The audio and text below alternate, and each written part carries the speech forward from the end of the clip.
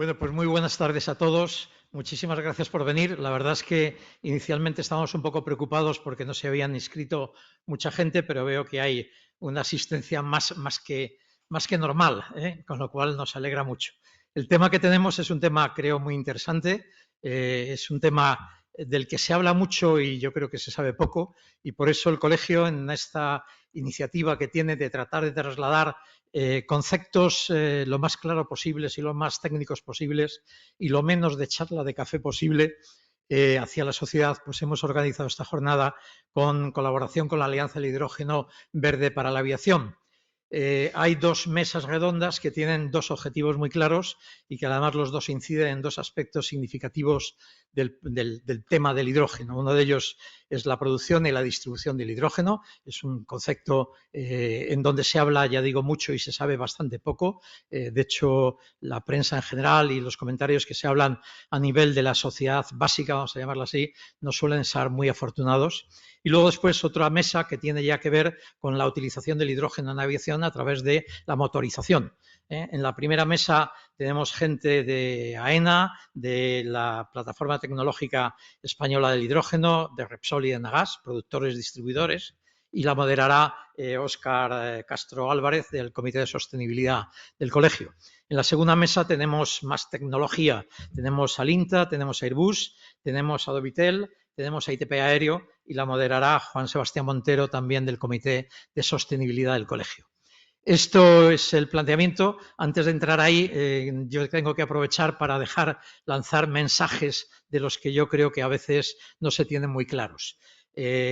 Revisando lo que son los datos que aporta el Ministerio de Transición Ecológica y Reto Demográfico, en el inventario de emisiones para España, para nuestro país, el transporte en general suponía el 32,6% en el año 2023, es decir, el año pasado.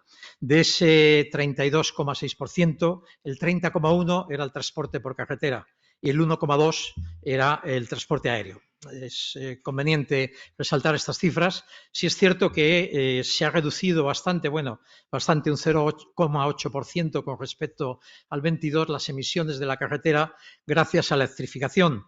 Entonces, podría decirse que la electrificación salvará al transporte por carretera. Lo cierto es que la generación eléctrica, se mire como se mire, la generación eléctrica supone el 10,7% de las emisiones a nivel nacional. Quiere esto decir que por mucho energía verde que utilices, si sigues emitiendo en generación eléctrica el 10,7%, puedes ir en buen camino, pero estás todavía lejos de alcanzar el objetivo. También es cierto que un dato significativamente muy importante es que el año pasado se logró en generación eléctrica que el 50,4% se supusieron las energías renovables, lo cual sí supone un muy buen camino para la electrificación verde, vamos a llamarla así. Y esto, mucha gente dice, pues ahí está la solución. Yo lo que quiero resaltar es que el transporte aéreo, la aviación, también tiene su tecnología verde, también tiene su posibilidad de descarbonización a través de dos factores, que son el SAF hoy y el hidrógeno en un futuro que esperamos que sea próximo y que es muy bueno que vayamos sabiendo exactamente cómo está el estado del arte de su generación. Y luego ya por terminar y por hacer una cosa que es simplemente jugar un poco con los datos, cuando la sociedad está preocupada y nos mira a los del sector aeronáutico como los malos de la película y parece que eliminando el transporte aéreo ya se ha solucionado el cambio climático, conviene recordarles que esto que tenemos aquí consume ni más ni menos que el 1,5% del total de la energía que se produce a nivel mundial y que todo lo que tiene que ver con comunicaciones, con accesos a bases de datos, con la inteligencia artificial y con algunas otras cosas supone el 20% del consumo de energía a nivel mundial. Y que una cosa que nos gusta jugar tanto con ella y que nos parece tan novedoso como el Bitcoin, pues el Bitcoin, las transacciones de Bitcoin, lo que es el proof of work, es decir, el minado que se hace con el Bitcoin para garantizar que tu Bitcoin es tu Bitcoin, pues consume una sola transacción 1000 kilovatios hora. Es decir, que una evolución hacia una moneda digital podría ser un factor mucho peor para el cambio climático que toda la aviación junta durante muchos años. Pero bueno, eso simplemente es para que es bueno que la gente se dé cuenta de que no hay que poner un chivo expiatorio, sino que si uno quiere de verdad descarbonizar, lo que hay que hacer es ver de verdad dónde están los verdaderos problemas y trabajar en descarbonizar todos juntos sin demonizar a nadie.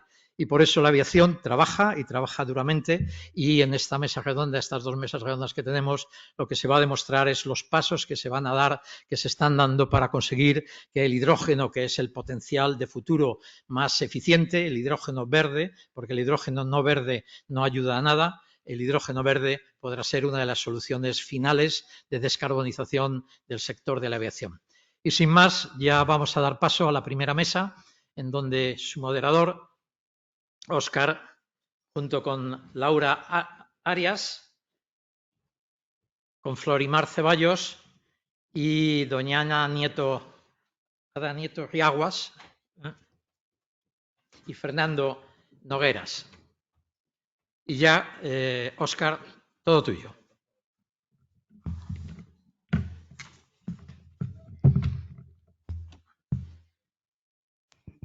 Muchas gracias al decano por su introducción. Bienvenidos a todos. Esta es la primera mesa de la jornada sobre hidrógeno y aviación. Y como no puede ser de otra manera, vamos a empezar por el principio, que para utilizarlo en aviación primero tendremos que generarlo. Para ello contamos aquí con una mesa que yo diría, que, si es posible, casi sobrecualificada para contarnos todo sobre este proceso desde la generación hasta su llegada y uso en los aeropuertos. Contamos con Ana Nieto, de Repsol, de la Dirección de Nuevos Negocios en el área de hidrógeno para movilidad. Es licenciada en Ciencias Químicas por la Autónoma de Madrid, con cursos de especialización en materiales y procesos catalíticos de interés ambiental y energético en el CSIC, máster de hidrógeno en la Escuela de Organización Industrial y amplia experiencia internacional y más de 18 años en Repsol, principalmente en el área de investigación y desarrollo de infraestructura de hidrógeno. También contamos con Fernando Impuesto Nogueras, director general de Enagas Emprende, licenciado en Economía y Organización Industrial por la Autónoma de Madrid, también con máster en Administración de Empresas y Gestión Avanzada en ESA de Wharton, con más de 15 años de experiencia en el sector del gas. Respecto a la plataforma tecnológica española del hidrógeno, contamos con su coordinadora, Florimar Ceballos Rivas, que es ingeniera química con un máster en tecnologías de hidrógeno y otro en transporte marítimo, con amplia experiencia en el sector energético, es consultora de proyectos de hidrógeno y ponente y moderadora en conferencias, en todo lo que es relacionado con la cadena de valor del hidrógeno. Es también responsable de asuntos técnicos en el Hydrogen Technology Collaboration Program de la Agencia Internacional de la Energía. Por último, Laura Arias Corredera, que es jefa del Departamento de Tecnologías de la Sostenibilidad de AENA, es ingeniera de energías y máster en eficiencia energética. Tiene una amplia experiencia en temas relacionados con la sostenibilidad y I+D+I, y en particular con el sector de la aviación y combustibles alternativos. Viene desde AENA, como he dicho, y trabaja en temas relacionados con la estrategia de sostenibilidad, la descarbonización de la aviación y la adaptación de los aeropuertos ante la llegada de las nuevas aeronaves de cero emisiones, por ejemplo, el hidrógeno. Como decía, pues sobradamente cualificados para responder a las preguntas que podamos tener. Y vamos a empezar con Ana, de Repsol. Y un poco la pregunta versa sobre, como sabemos, el hidrógeno es un vector energético. Su sostenibilidad depende de cómo se produce. Hay todo un código de colores, desde el verde, que es sostenible por electrólisis del agua, el rosa con energía nuclear, amarillo de la red, tenemos el azul con captura de CO2, el gris sin captura, hay incluso turquesa con pirólisis. Bueno, tenemos incluso hay blanco ahora que es directamente de pozos del subsuelo, que es algo novedoso. Entonces, quería preguntarte cómo está el panorama de la generación de hidrógeno en España y en particular del hidrógeno renovable en sus diferentes formas. Bueno, lo primero, buenas tardes. La verdad, cuando has dicho los años que estoy trabajando, digo, madre mía, ya voy a tener que empezar a quitarme años de experiencia. Pues efectivamente, obviamente, cómo producimos ese hidrógeno va a ser lo que nos va a poner esos colores en la forma de, vamos, esos colores en el hidrógeno en cuestión. En España realmente no fabricamos tantos. Realmente tenemos el gris, el azul, poquito, y el verde, renovables. En el 2023 en España se fabricaron 500.000 toneladas de hidrógeno y la mayor parte de ella fue procedente del gas natural, es decir, el hidrógeno gris. Y se emplea principalmente pues, para la producción en las refinerías, para procesos industriales, y una parte de ellas también se usa para convertirlo en amoníaco y de ahí que vaya a fertilizantes. Y solamente un 1% de esa producción sería renovable, o sea, es muy poquilla. Si nos comparamos con la producción internacional, se fabricaron 97 millones de toneladas de hidrógeno en el mundo. O sea que vamos un poquito, pues comparado, ¿no? Si nos comparamos España con la producción mundial, parece poquito. Sin embargo, yo quería lanzar un mensaje de que España va bien, aunque no lo parezca, y eso es, bueno, de hecho el viernes pasado se publicó el censo, la Asociación Española de Hidrógeno publicó el censo de los proyectos que están activos a día de hoy, que son 361, si no me equivoco. De ellos, más de la mitad, 167, ya están en modo producción, por así decirlo. Y eso lo que hace es que nos demos cuenta de que, aunque parece que no tenemos mucha producción a día de hoy renovable, pues que vamos avanzando.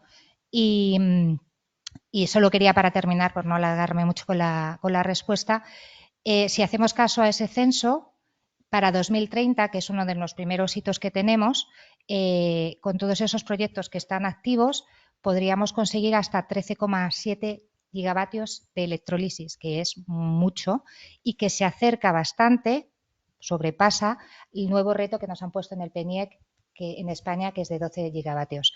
Luego, parece que vamos avanzando, pero todavía, bueno, pues obviamente tenemos mucho por lo que trabajar. Ahí va todo. No sé si alguno de los ponentes queréis también... mi intención es que si queréis participar en cualquiera de las preguntas con algún comentario, sentiros libres. Bueno, primero una precisión sobre mi puesto. Soy director de desarrollo de negocio de Nagas. Ese puesto fue mi antigua posición y bueno, pues encantado de estar aquí y tener la oportunidad de compartir con la industria aeronáutica pues lo que puede significar el mundo del hidrógeno, y gracias al colegio por invitarme y también a Abel, antiguo compañero de colegio, también de poder, bueno, pues darnos a Nagas la oportunidad de estar aquí. Yo cuando estaba mirando el tema hasta la producción, lo que estaba mirando un poco es un poco la comparativa con vuestro sector, ¿no? Y quizá a lo mejor puede servir de ayuda, efectivamente, lo que ha comentado Ana sobre esos 12, el objetivo que establece, digamos, el gobierno español de instalar 12 gigavatios de producción de hidrógeno. Más o menos, esto dependerá del factor de carga, pero podemos hablar de 1,5 millones de toneladas.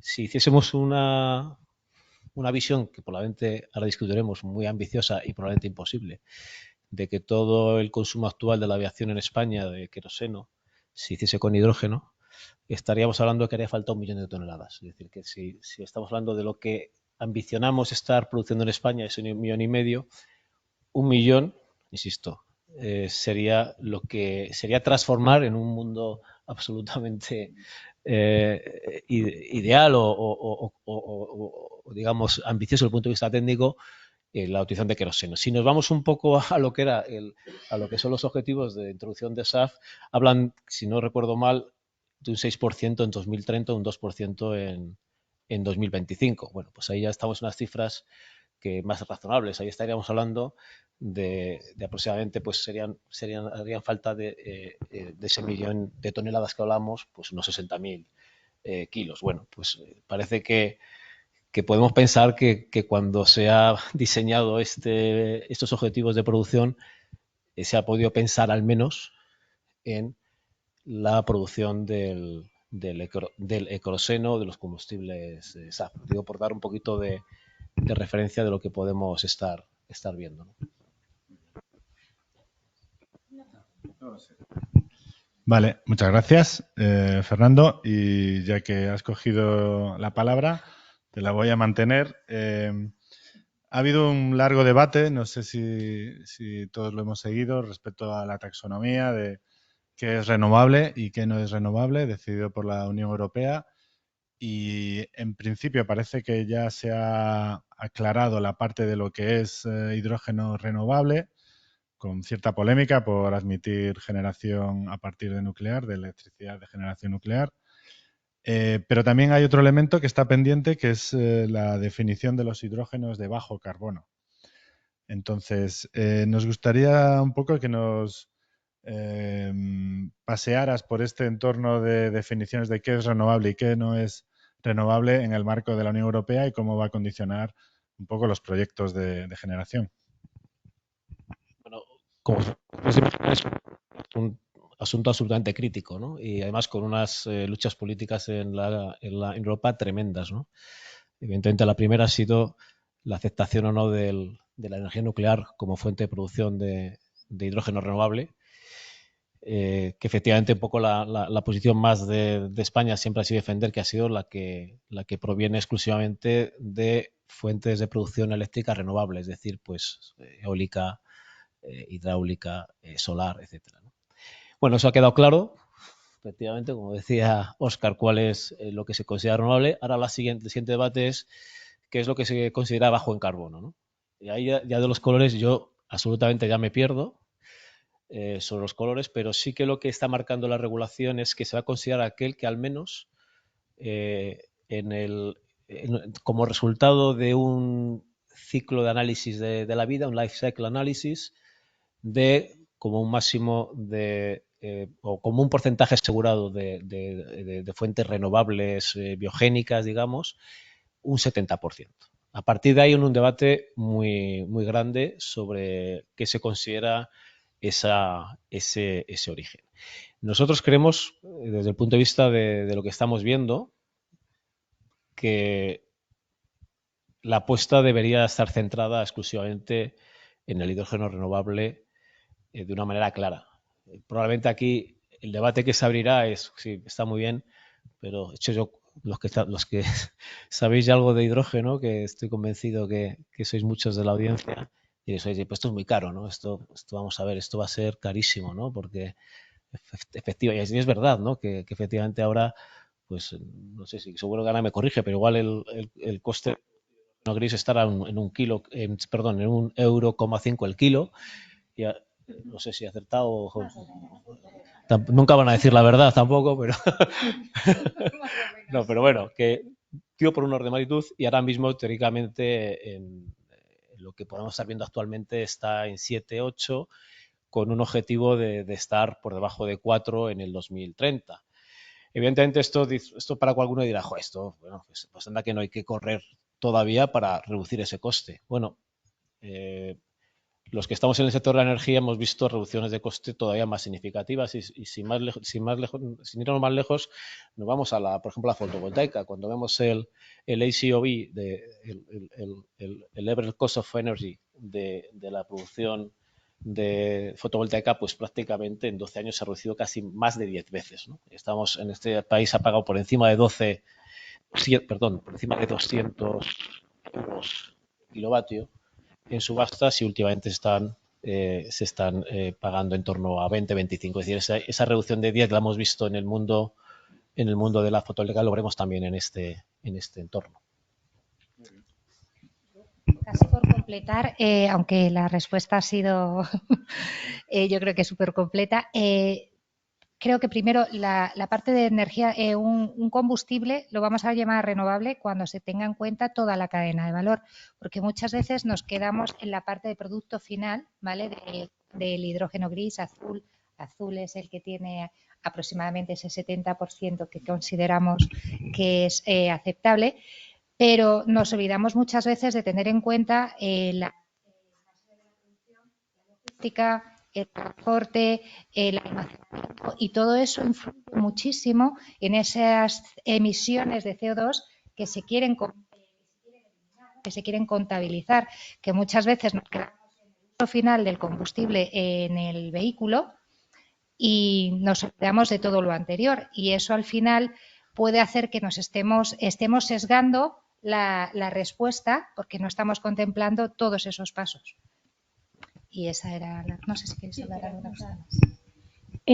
Bueno, ese tema asociado del hidrógeno bajo en emisiones, hidrógenos con colores, también obedece lo que hemos podido ver desde la Plataforma Tecnológica Española del Hidrógeno, es que ahora mismo tenemos un escenario que quizás hablando de toda la cadena de valor, como lo decía Ana, tenemos una demanda que tenemos que activar, tenemos una producción que cumplir, y aunque ciertamente estamos apostando a un hidrógeno que sea 100% renovable con los recursos eólicos y solar, como comentaba en este caso Fernando, sin embargo hemos visto que en ese proceso de transición energética en el cual estamos, hay que abrir un poco el compás a esas otras fuentes de producción de hidrógeno, pero evidentemente impulsando a que puedan disminuir sus emisiones. Y por eso es que, por ejemplo, en estos próximos años hay un impulso muy importante en las tecnologías de captura de dióxido de carbono. Si bien es cierto, no es lo que se quiere mantener porque evidentemente está asociado con la producción de hidrógeno de origen fósil, pero es una realidad que necesitamos activar una demanda para que pueda haber una producción, un mercado, para que pueda haber una dinamización de todo lo que es la cadena de valor y poder dar paso a esos volúmenes de hidrógeno renovable que están previstos para 2030 y 2050.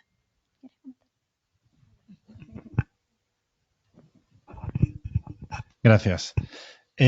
Florimar, ya que has terminado tú, te reboto la siguiente pregunta y tiene que ver con, bueno, en 2022 se creó el Banco Europeo del Hidrógeno, que ha generado una primera convocatoria de ayudas en 2023, creo que son 720 millones de euros.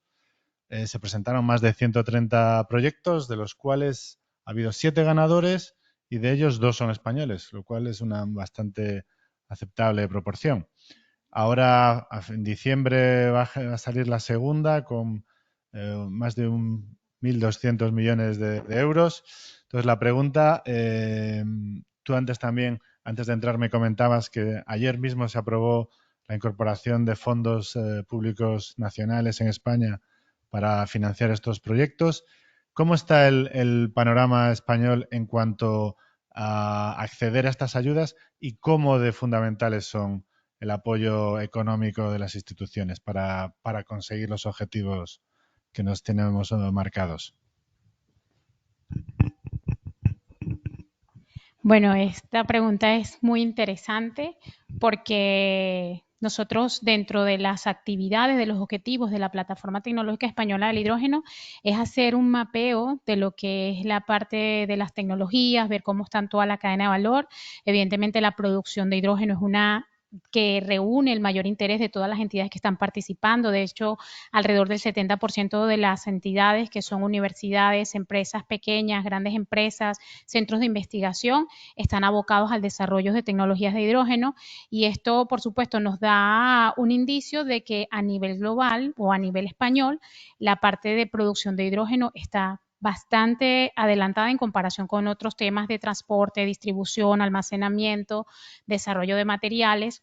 Y cabe destacar que si bien es cierto que para el 2023 hubo estos 7 proyectos que fueron asignados y estos 130.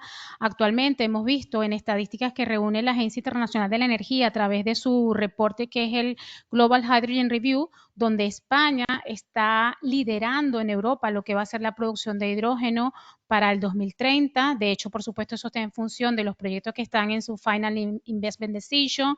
Estamos por encima de países como Francia, como Italia. Bueno, esos valores de alguna forma coinciden un poco con lo que fue el Call for Interest que salió por parte de Enagás, que nuestra producción iba a estar alrededor de 1.6 millones de toneladas métricas.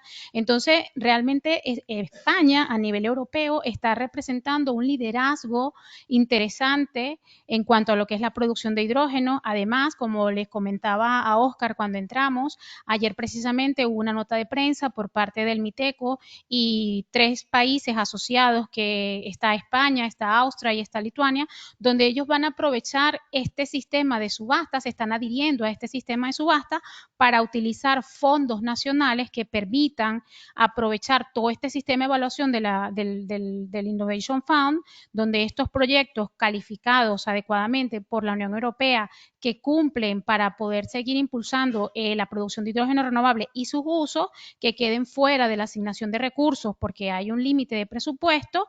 En este caso, el gobierno español ha dispuesto una inversión entre 280 a 400 millones de euros para poder impulsar lo que es la producción del hidrógeno renovable, que esto significa el compromiso de España en sus políticas energéticas, también la disponibilidad de fondos para seguir impulsando todo lo que tiene que ver el ecosistema del hidrógeno, y estos valores se van a afianzar una vez que se concrete la información de este monitoreo que también está haciendo el IDAE con respecto a lo que son los valles de hidrógeno, porque ahora mismo para España los valles de hidrógeno pudiéramos decir que es como una bandera de lo que está haciendo el ecosistema del hidrógeno, porque está impulsando de alguna forma toda la cadena de valor. De hecho, nosotros recientemente contamos desde la plataforma, impulsamos para que el corredor vasco del hidrógeno pudiera estar dentro de esos principales valles de hidrógeno a nivel internacional que se presentó en la reunión de la ministerial de Brasil, está promoviéndose en Mission Innovation. Entonces, España está de alguna forma consolidando su liderazgo en Europa y también con una visión de seguir invirtiendo y poder potenciar esos objetivos tan ambiciosos del 2030, que definitivamente tienen algunas barreras. Nuestra compañera Ana mencionaba lo del censo del hidrógeno, lo del censo de proyectos de la Asociación Española del Hidrógeno, donde ¿qué es lo que se está presentando como principales barreras? Bueno, hay un tema con la financiación. Hay temas que son muy burocráticos, que hacen que sea más lento todo lo que es el proceso de la puesta en marcha. Hay también un tema regulatorio que es necesario seguir abordando, se están dando pasos importantes, pero que tiene que seguir allí, y por supuesto la colaboración de las diferentes organizaciones, así como estamos hoy aquí viendo cómo es la parte del hidrógeno en la aviación, tenemos que ver esos sectores de la industria donde son difíciles de abatir con otras fuentes renovables, o la parte del transporte que es tan ambicioso. Entonces, definitivamente España se consolida como líder, pero tenemos que seguir empujando porque no hemos llegado todavía a los niveles que queremos. De hecho, Ana también mencionaba que tenemos una producción mundial de 97 millones de toneladas de hidrógeno, pero menos del 1% provienen de hidrógeno de bajas emisiones o renovables. Y eso tenemos que cambiarlo, esa matriz tiene que cambiar, y no lo puede hacer un ente en particular porque tiene que ser en función de todos los que estamos interesados a conseguir esos objetivos de descarbonización.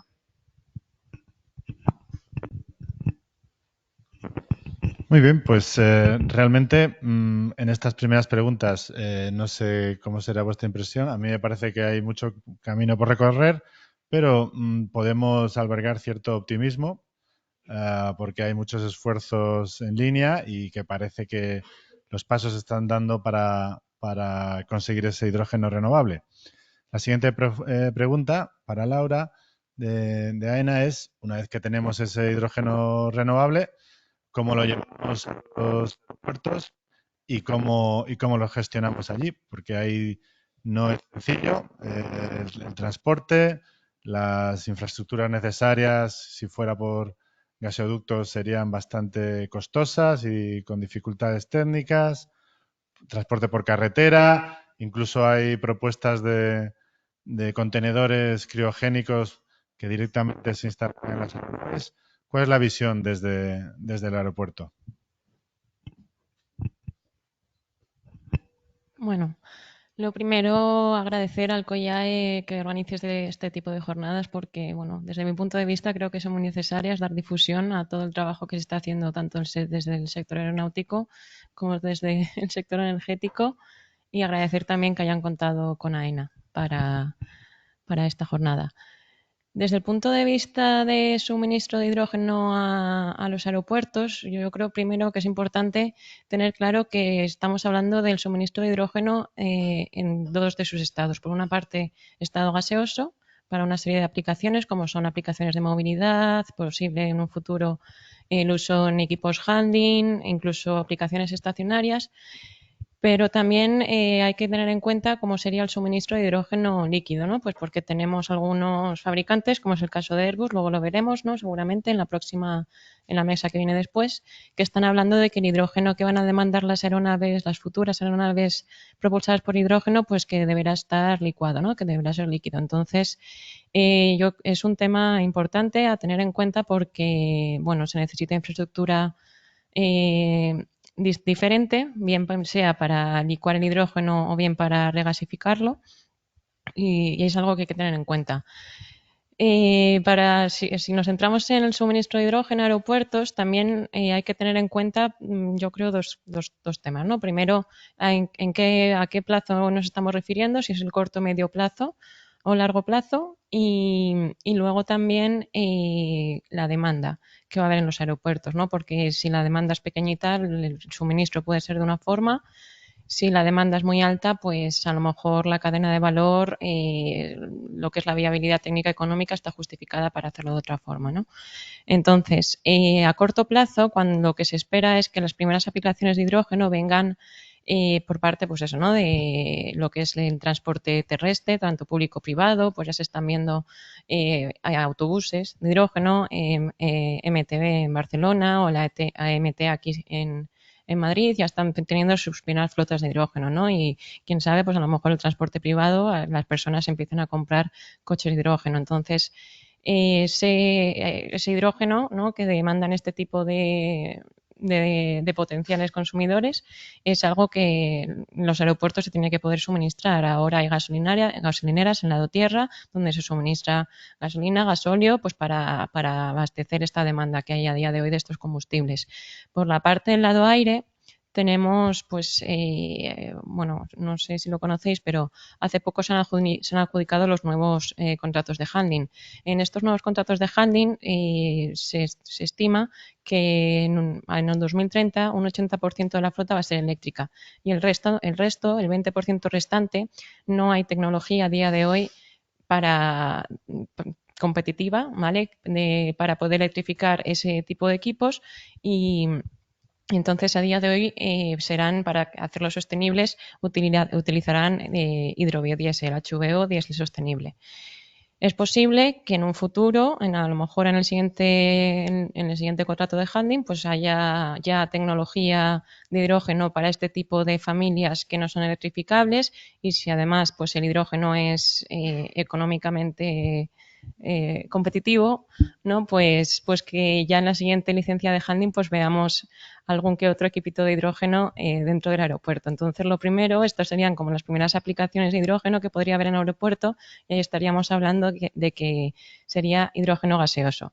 Entonces, los volúmenes aquí en este caso pues serían limitados. Cuando estamos empezando, los volúmenes son limitados, la demanda es limitada, y entonces la cadena de valor o la cadena de suministro que puede darse en este caso, pues sería seguramente a través de camiones, ¿no? De camiones se transporta, a lo mejor ahora desde Nagas pues podéis aportar algo más, ¿no?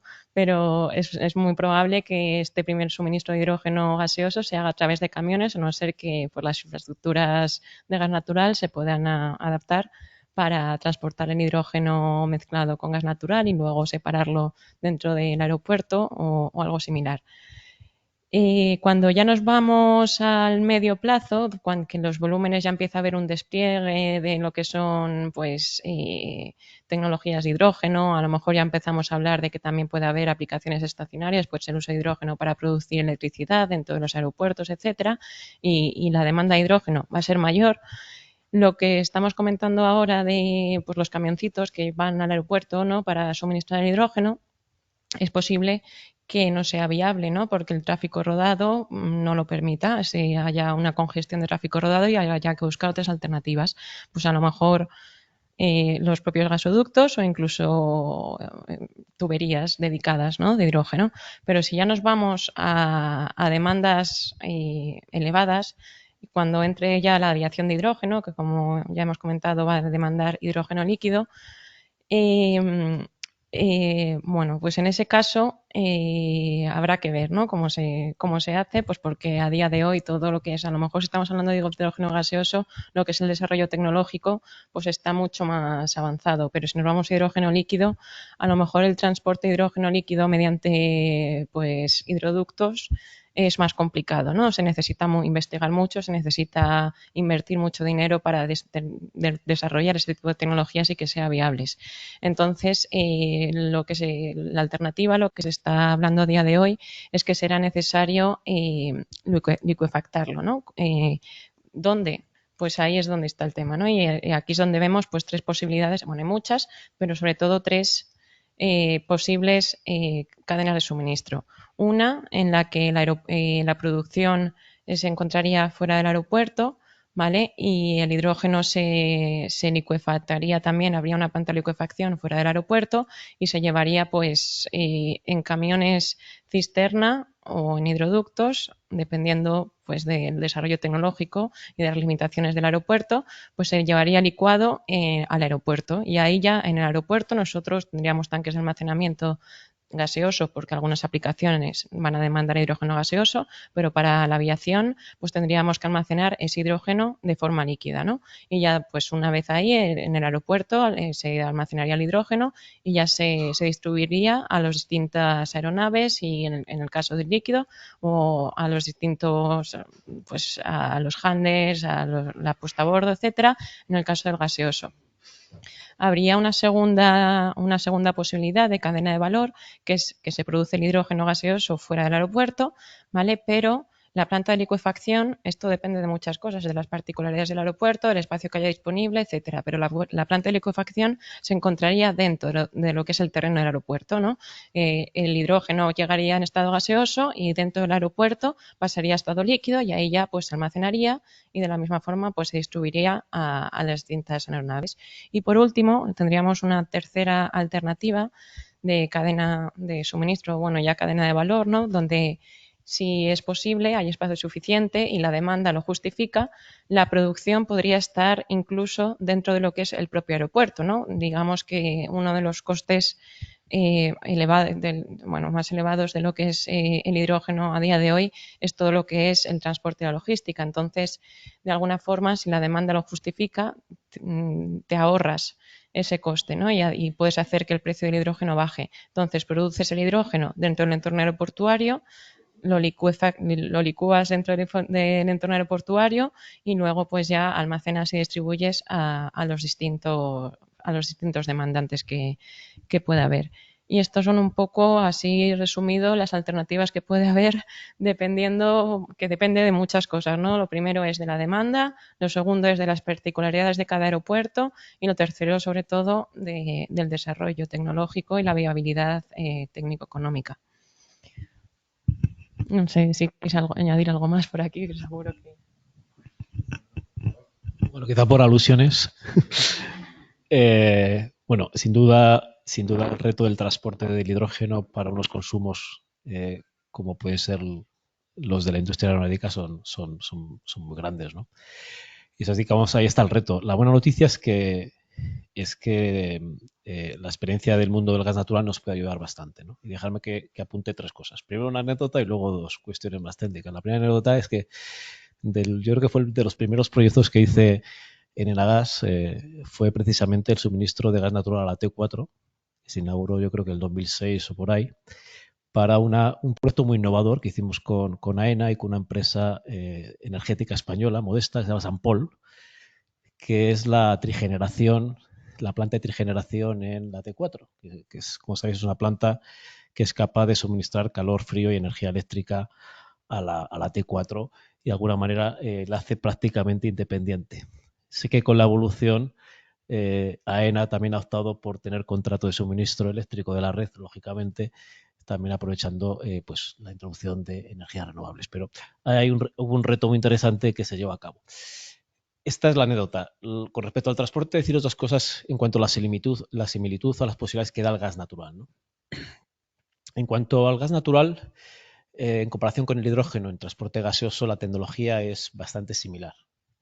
Hasta tal punto de que la red actual de transporte de gas natural es aprovechable para transportar hidrógeno. Es decir, hay una parte de la inversión que si efectivamente vamos a un futuro en el cual hay una progresiva entrada del hidrógeno y una salida del gas natural como combustible fósil, podemos aprovechar gran parte de la infraestructura, ¿no? Son, evidentemente, gases que manejamos a alta presión, en este caso el gas natural hasta 70 bares, estamos acostumbrados a usarlo. Son gases que efectivamente tienen pues una flamabilidad y otras condiciones que su manejo se tiene que hacer en condiciones seguras. También lo hemos hecho con el gas natural sin apenas incidencia. Y esa parte del gas, el transporte gaseoso mediante tubo a los aeropuertos, es una posibilidad. Ya sabéis que ya está definida una red inicial de transporte ya con objetivo 2030 en España, que lo llamamos el hidrógeno backbone, que además ha sido, digamos, apoyada por la Comisión Europea, nombrada como proyecto de interés común comunitario para su desarrollo y puesta en marcha en 2030. Con lo cual, en el transporte gaseoso, ahí tenemos una posible solución y alternativa que evidentemente es un reto, pero es importante. El tema del hidrógeno líquido, la criogenia. Efectivamente, el hidrógeno líquido, ni más ni menos, licúa, tiene esa mala leche, si me permitís, de licuar a menos 253 grados, que evidentemente es una temperatura muy baja y representa un challenge, un reto importante. Ahora, el gas natural licúa a menos 163. Que bueno, ya puestos a licuar y a congelar, ya es una temperatura criogénica que al final, a la gestión, en lo que es la gestión de materiales, gestión del producto, prácticamente hay una gran parte de la tecnología que es aplicable al hidrógeno. No voy a decir toda, porque evidentemente no son las mismas condiciones, pero hay una gran parte aplicable. Aquí en España además es líder en el GNL. En el gas natural licuado es líder europeo, es el país que tiene mayor número de plantas de importación de GNL de Europa. Tenemos 7 plantas de importación. Depende del año, más de la mitad del gas que recibís en vuestras casas realmente viene licuado a España. Es decir, eso va variando en función del mix energético. Hay años que hemos estado 70% de GNL, gas natural, el 30% por gasoducto. Hay combinación, pero para que sea una idea, si tenéis todos, que espero que todos tengáis, o casi todos, gas en vuestras casas, pues una parte, la mitad por lo menos, viene en barco. Llega a nuestro territorio en barco y en GNL. Y asociado a esta, se dispone de una experiencia de transporte por carretera. Es decir, España también es líder. En el territorio español tenemos más de 1.000 consumidores industriales localizados por toda la geografía que disponen de pequeñas plantas que son suministradas mediante cisterna criogénica, mediante camión criogénico. Es un transporte que bastante... También tenemos la experiencia de los isocontainers. Se están moviendo isocontainers de la península a Canarias, pero básicamente tenemos más de 300, no digo en gas, me refiero... El Estado español o las industrias españolas disponen ya de más de 300 camiones que hacen su distribución de GNL. Entonces, ¿qué quiero decir? Laura ha hecho una descripción perfecta de las posibilidades. Efectivamente, el reto está ahí, pero la buena noticia es que el gas natural nos puede ayudar, la experiencia técnica en el gas natural y la infraestructura disponible nos puede ayudar a que este reto sea menor, ¿no?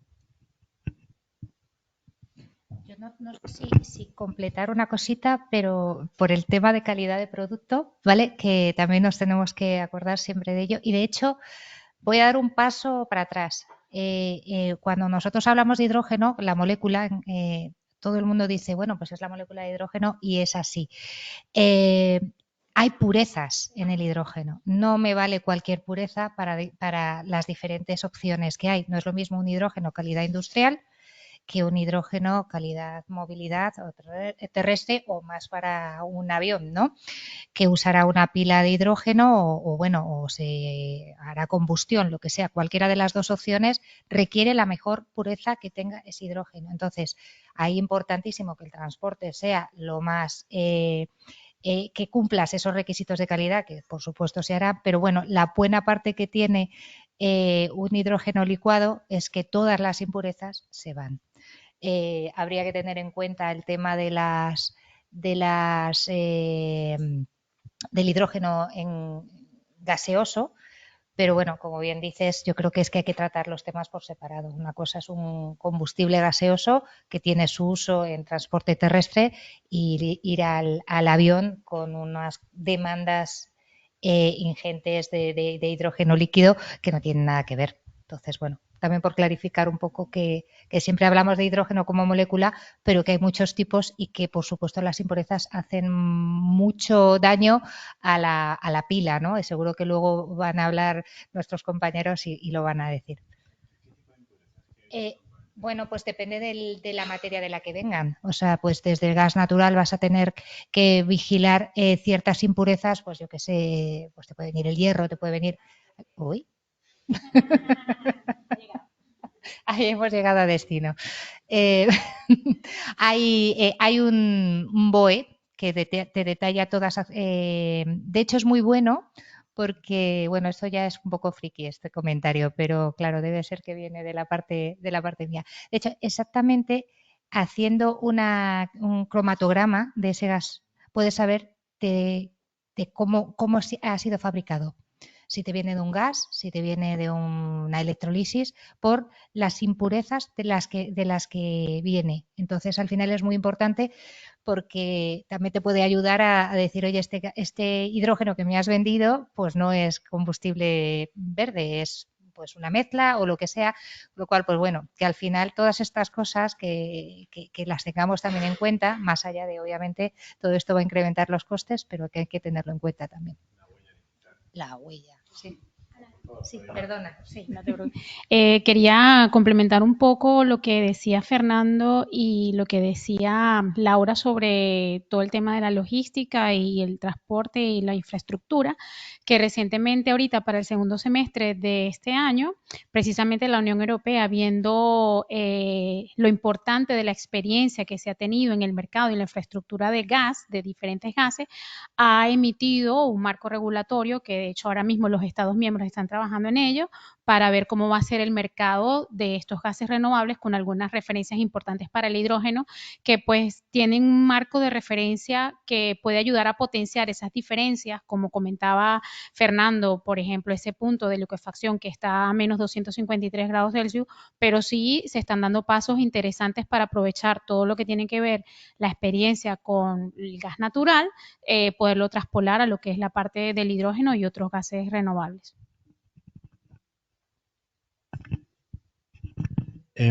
Quisiera repreguntar un poco sobre este tema porque desde luego la experiencia con el gas natural y gas natural licuado es de mucho valor. Se comenta alrededor de la gestión del hidrógeno y debido al tamaño de la partícula, su tendencia insidiosa a escapar de cualquier conducto, tubería y depósito en el que se le coloque. ¿Cómo de desafío es ese cambio desde una molécula como el metano al hidrógeno? Realmente, teniendo en cuenta que el hidrógeno consumido es un vector energético renovable, si se escapa a la atmósfera es un precursor de cambio climático también, de efecto invernadero. ¿Cómo de solucionado técnicamente está gestionarlo sin que haya fugas, sin que tenga ningún problema en la distribución? Vamos a ver, el hidrógeno efectivamente es una molécula muy pequeña. Y eso hace que efectivamente, pues cuando hablamos de posibles leaks o posibles emisiones, pues es un reto a controlar.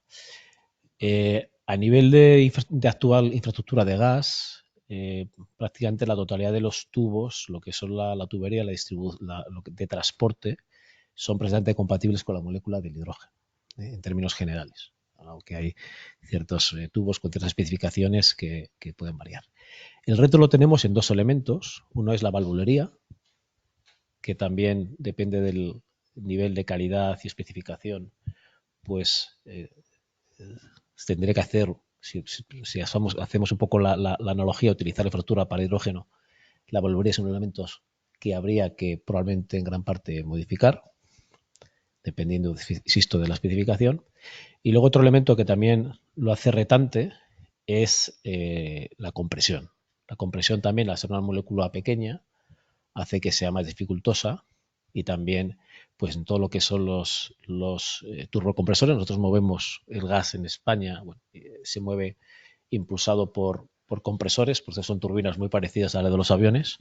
Aquí igual Abel nos puede dar incluso más detalles sobre este tema.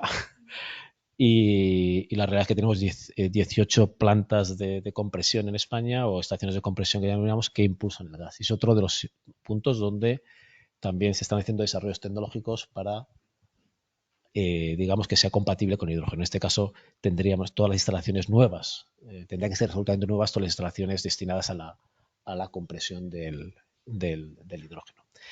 En cuanto al tema de la experiencia en el control de emisiones, en este caso el metano, ¿no?, que efectivamente has indicado muy bien, que es un gas con un efecto invernadero 25 veces mayor que el CO2.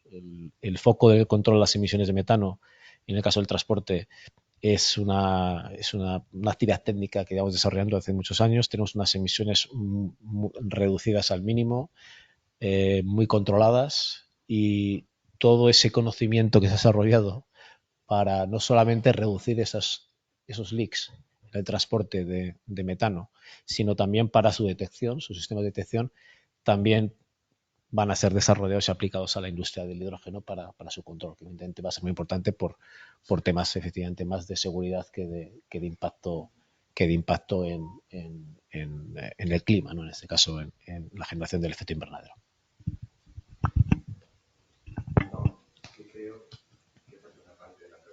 Yo he entendido que la pregunta iba por si el hidrógeno es que se puede escapar y el efecto invernadero. No, el hidrógeno es un gas que es un precursor de efecto invernadero, y la pregunta iba sobre si va a ser un problema los posibles escapes de hidrógeno en las conducciones y en la gestión, y he entendido, corrígeme si me equivoco, que toda la tecnología que se ha aplicado para reducir las emisiones de metano, los escapes de metano, que sí que es un gas de efecto invernadero muy potente, van a ser de aplicación también para el hidrógeno. Sí. Ahora el turno de preguntas, el hidrógeno que se escape no potencia el efecto invernadero. El hidrógeno se va arriba y filtra los rayos ultravioletas. ¿O no es así? Hasta donde yo he investigado, él en sí mismo no es un gas de efecto invernadero, pero es un precursor. Es como los óxidos de nitrógeno, que lo que hace es inducen reacciones químicas que en conjunto favorecen la presencia de gases de efecto invernadero en la atmósfera, con lo cual el efecto neto final es negativo, digamos.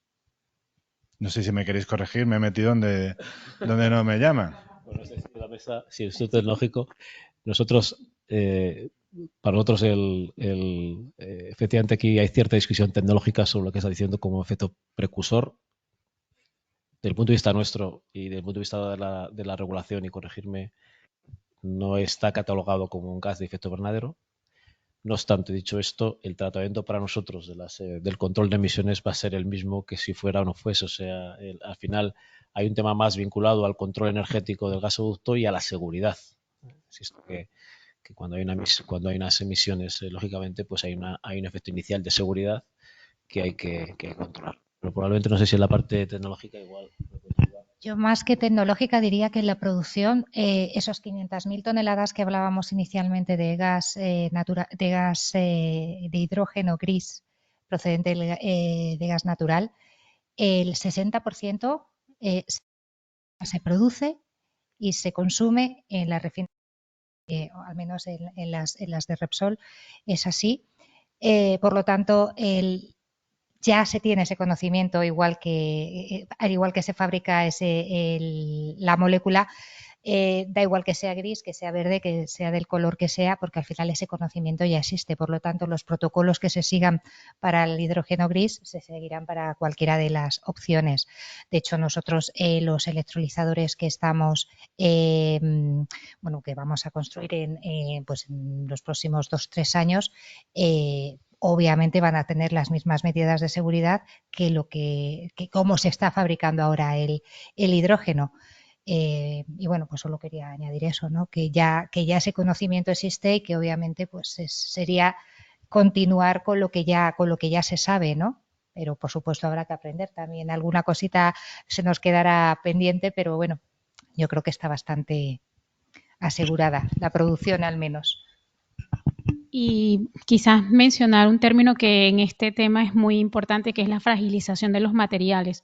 Realmente hemos escuchado que inicialmente se está pensando en un blending del hidrógeno con el gas natural, que quizás en esos casos esas fugas de hidrógeno son menos. Evidentemente eso también dando como oportunidad que todos estos esfuerzos que están haciendo los especialistas en la parte de materiales puedan terminar de desarrollar esas aleaciones que permitan ese transporte seguro del hidrógeno sin que haya esa fragilización de los materiales, en eso precisamente en la parte de producción y todo esto que sean replicables, porque sí, evidentemente se han identificado esos desafíos, esos retos que están allí, pero la idea es poder minimizarlo. No va a ser al 100% porque sabemos que no hay ningún proceso que sea al 100% efectivo, pero sí que puedan estar en unos niveles que no puedan promover todo lo que tiene que ver con la parte de emisiones y todo este tema que queremos realmente controlar con el uso del hidrógeno como vector energético.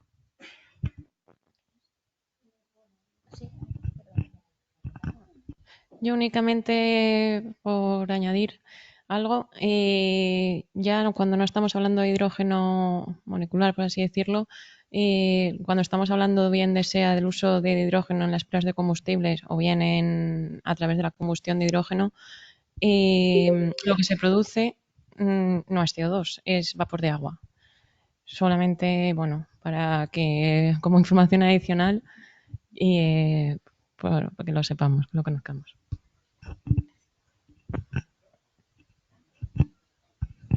Muchas gracias, Laura, porque realmente antes se preguntará por qué queremos quemar hidrógeno y lo has explicado perfectamente.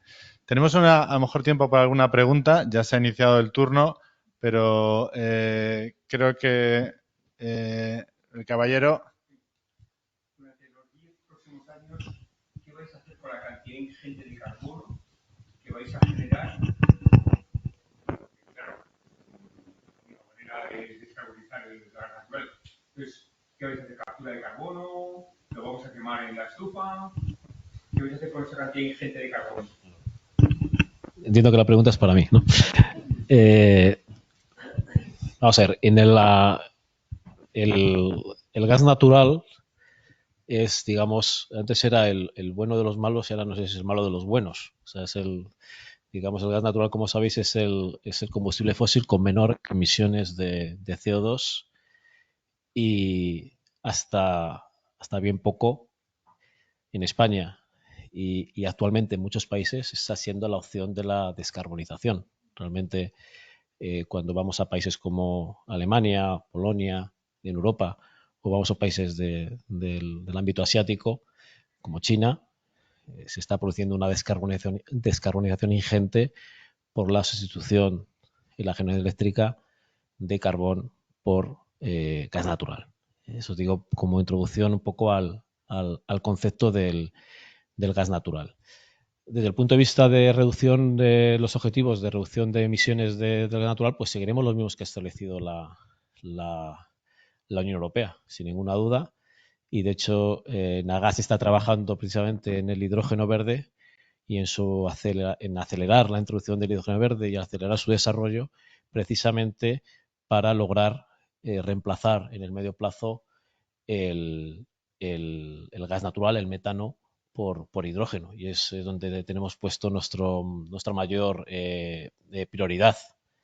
Y ahí estamos. Y, por supuesto, alinearnos con los objetivos que tiene la Comisión, incluso superarlos en distintos entornos. Has apuntado una cosa muy interesante, que has hablado de la captura de CO2. Antes has hablado de la captura de CO2, que es muy interesante, ¿no? La captura de CO2 es uno de los elementos en los que nosotros también queremos aportar nuestra experiencia en el transporte de gases para poder contribuir a facilitar redes de captura de CO2 y transporte para utilización. Yo sé que no es el tema de hoy porque hubo una conferencia anterior sobre SAF aquí en esta sala, a la que no pude asistir, pero sabéis que para producir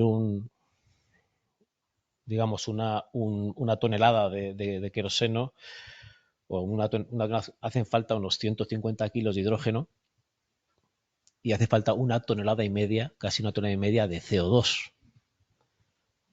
El CO2 y su captura va a tener que significar un elemento muy importante si estamos hablando de la alternativa del SAF, ¿no? que por cierto es la que ahora mismo establece la regulación, ¿no? Y buscar soluciones drop-in, ¿no? Bueno, en ese sentido nosotros estamos trabajando en distintos proyectos. Ya hemos presentado alguno de transporte y captura en la zona de Cataluña, precisamente para facilitar ese transporte de CO2 de procesos, no de industrias, no de procesos de combustión, sino de procesos que vienen de la industria, que sus emisiones de CO2 viene de la propia producción del producto. Aquí el ejemplo claro es el cemento. El cemento en el proceso de clinker emite CO2 no de la combustión de sus hornos, sino directamente de la caliza. Y queremos utilizar ese CO2 precisamente para llevarlo a Tarragona, en este caso al polígono industrial de Tarragona, para la producción de SAF. Es cierto que la regulación solo permite actualmente, permite transitoriamente hasta el año 40 utilizar todo ese CO2 capturado para producción de queroseno, y a largo plazo solamente permitirá el de origen biogénico, que es una fracción de ese. Bueno, pues es un tema que también quería apuntar, que también en ese interés de nuestra industria es, uno, efectivamente promocionar y desarrollar el hidrógeno, y dos, pues contribuir también a la captura de CO2 con esas tecnologías desde Nagas.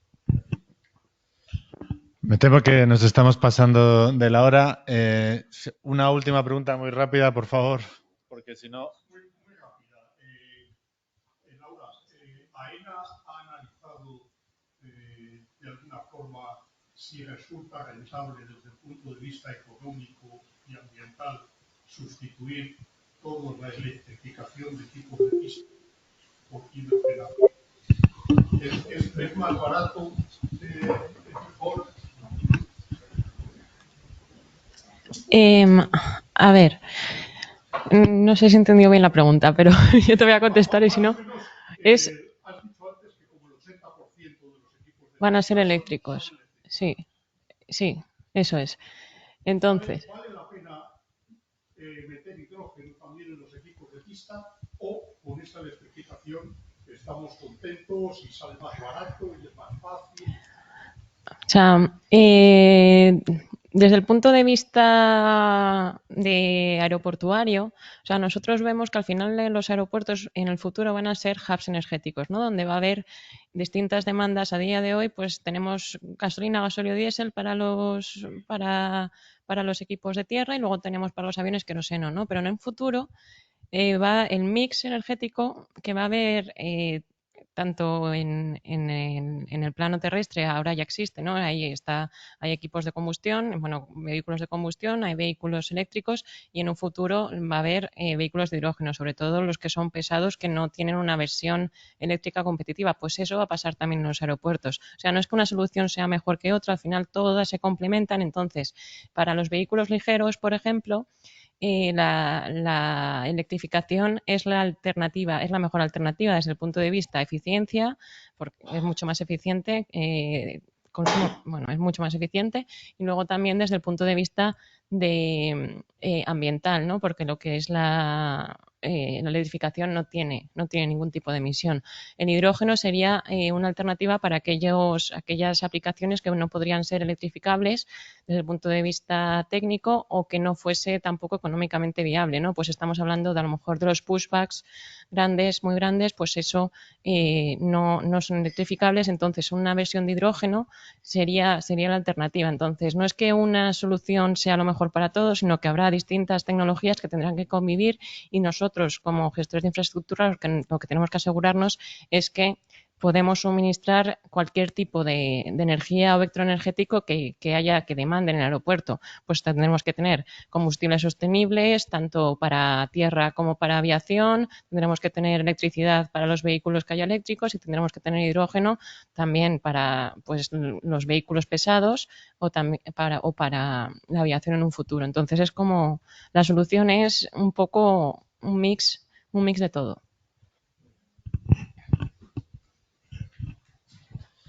Pues de nuevo daros las gracias por participar en esta mesa, la primera de la jornada de hoy, y sin más dilación ya pasamos para la segunda parte.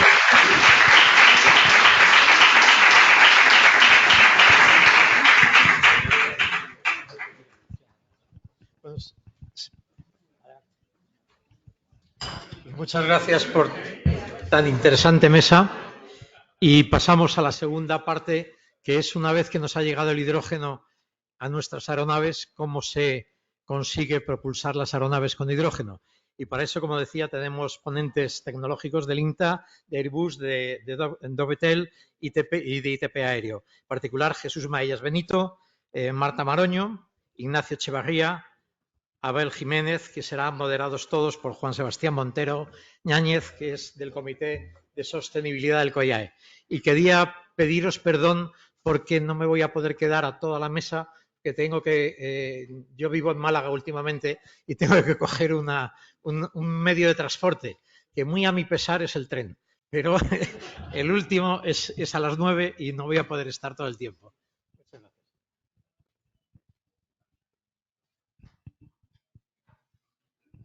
Hola.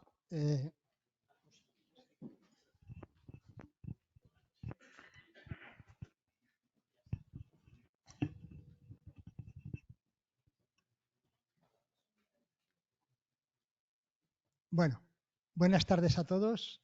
Comenzamos esta segunda mesa para hablar sobre el impacto del hidrógeno ya en los aviones. Para ello tenemos aquí a 4 personas que cubren una amplia variedad de la industria aeronáutica en España.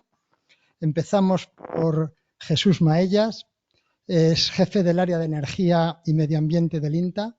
Ha desarrollado su carrera profesional durante 32 años en el INTA, trabajando en el área de energía, desempeñando diferentes cargos como ingeniero de proyectos, jefe de laboratorio, jefe de área en energía y en medio ambiente, y ha participado en proyectos relacionados con el hidrógeno y las pilas de combustible, tanto para sistemas de propulsión de aviones no tripulados como para proyectos europeos de calificación de sistemas de potencia auxiliar para la aviación comercial. Marta Maroño, doctora en Ingeniería Química, experta en Airbus, en I+D, seguridad para el hidrógeno. Tiene más de 30 años de experiencia en investigación en el ámbito de la energía. Ha trabajado en tecnologías enfocadas a la producción de hidrógeno a partir de biomasas y residuos. Se especializó en sistemas de purificación y acondicionamiento de hidrógeno y en particular en el uso de pilas de combustible. Posteriormente trabajó en tecnologías de hidrógeno en Europa. Ha sido miembro del comité de dirección del Hydrogen Europe Research, experta en el del panel europeo de seguridad de la Comisión Europea y coordinadora del programa de producción de hidrógeno en la ERA. Desde hace 2 años trabaja en Airbus como especialista en sistemas disruptivos de hidrógeno, participando en los desarrollos del futuro avión propulsado por hidrógeno. Ignacio Echevarría, de Dovetel, es ingeniero aeronáutico por Francia y Estados Unidos, responsable de ingeniería en Dovetel Electric Aviation. Ha trabajado en Airbus durante 12 años en integración y certificación de la planta de potencia y en investigación y desarrollo de la electrificación y descarbonización del programa IFAN-X de Airbus. Pasó a ser responsable del sistema de potencia y propulsión del avión Skydweller y ya en Dovetail se dedica al desarrollo de plantas de potencias eléctricas y de hidrógeno para la conversión de aviones pequeños en vuelos cortos y regionales en la categoría CS-23. Por último, Abel Jiménez, ingeniero aeronáutico por la Universidad Politécnica de Madrid, máster en Turismo Sostenible y Tecnologías de la Información y doctor en Economía y Empresa por la Universidad Autónoma de Madrid.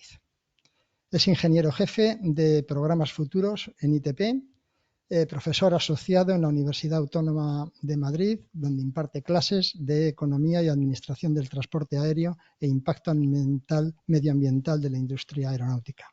Su carrera profesional se ha desarrollado en el Ejército del Aire, en Rolls-Royce, Sener, Boeing, General Electric, Europrop Internacional e ITP Aero. Ha participado en el desarrollo de productos aeronáuticos de alta tecnología como simuladores de vuelo, bancos de ensayos de motores y todo tipo de turbinas y motores para aviones civiles, militares, de negocio y helicópteros. Resumiendo.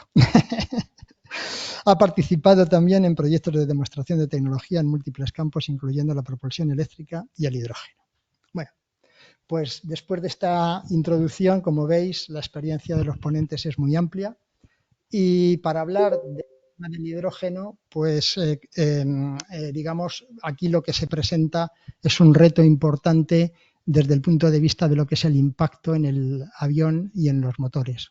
Hasta ahora el SAF, que es, digamos, el paso intermedio para el tema de descarbonización, pues desde el punto de vista del impacto en el motor y en la aeronave ha sido bastante liviano, prácticamente a nivel relevante prácticamente ninguno. Ha habido trabajo de calificación, de documentación, pero realmente no ha supuesto un impacto.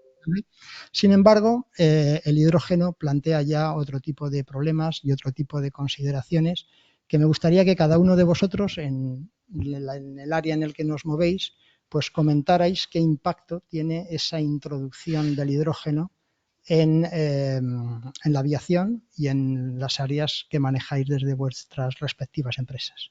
Si te parece, empezamos por ti.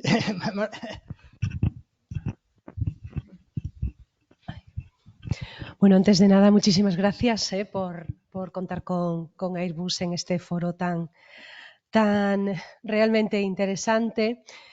Y la verdad es que lo que primero puedo decir es que en qué no impacta el hidrógeno en la aviación. El hidrógeno realmente es yo diría casi completo desconocido para el ámbito de la aviación. Casi todo lo que podemos conocer del hidrógeno y que realmente sabemos trabajar con él impacta directamente en su utilización directamente en la aeronave. Entonces, mi primer mensaje es que realmente el hidrógeno es un reto en sí mismo, la utilización del hidrógeno en una aplicación con tantas limitaciones, con tantas, diría yo, con tantos requisitos, con tan regulado y tan necesario, con tantas propiedades, ¿no? que es necesario tener en cuenta y que sobre todo están perfectamente controladas.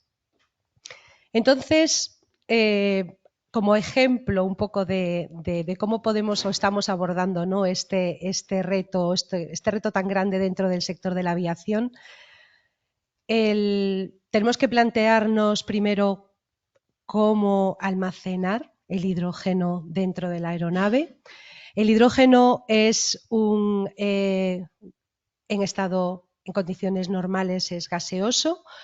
Es el elemento más ligero que existe en la naturaleza, con lo cual para poder almacenar una cantidad con la energía necesaria para mover una aeronave, necesitamos tener en cuenta que el hidrógeno ocupa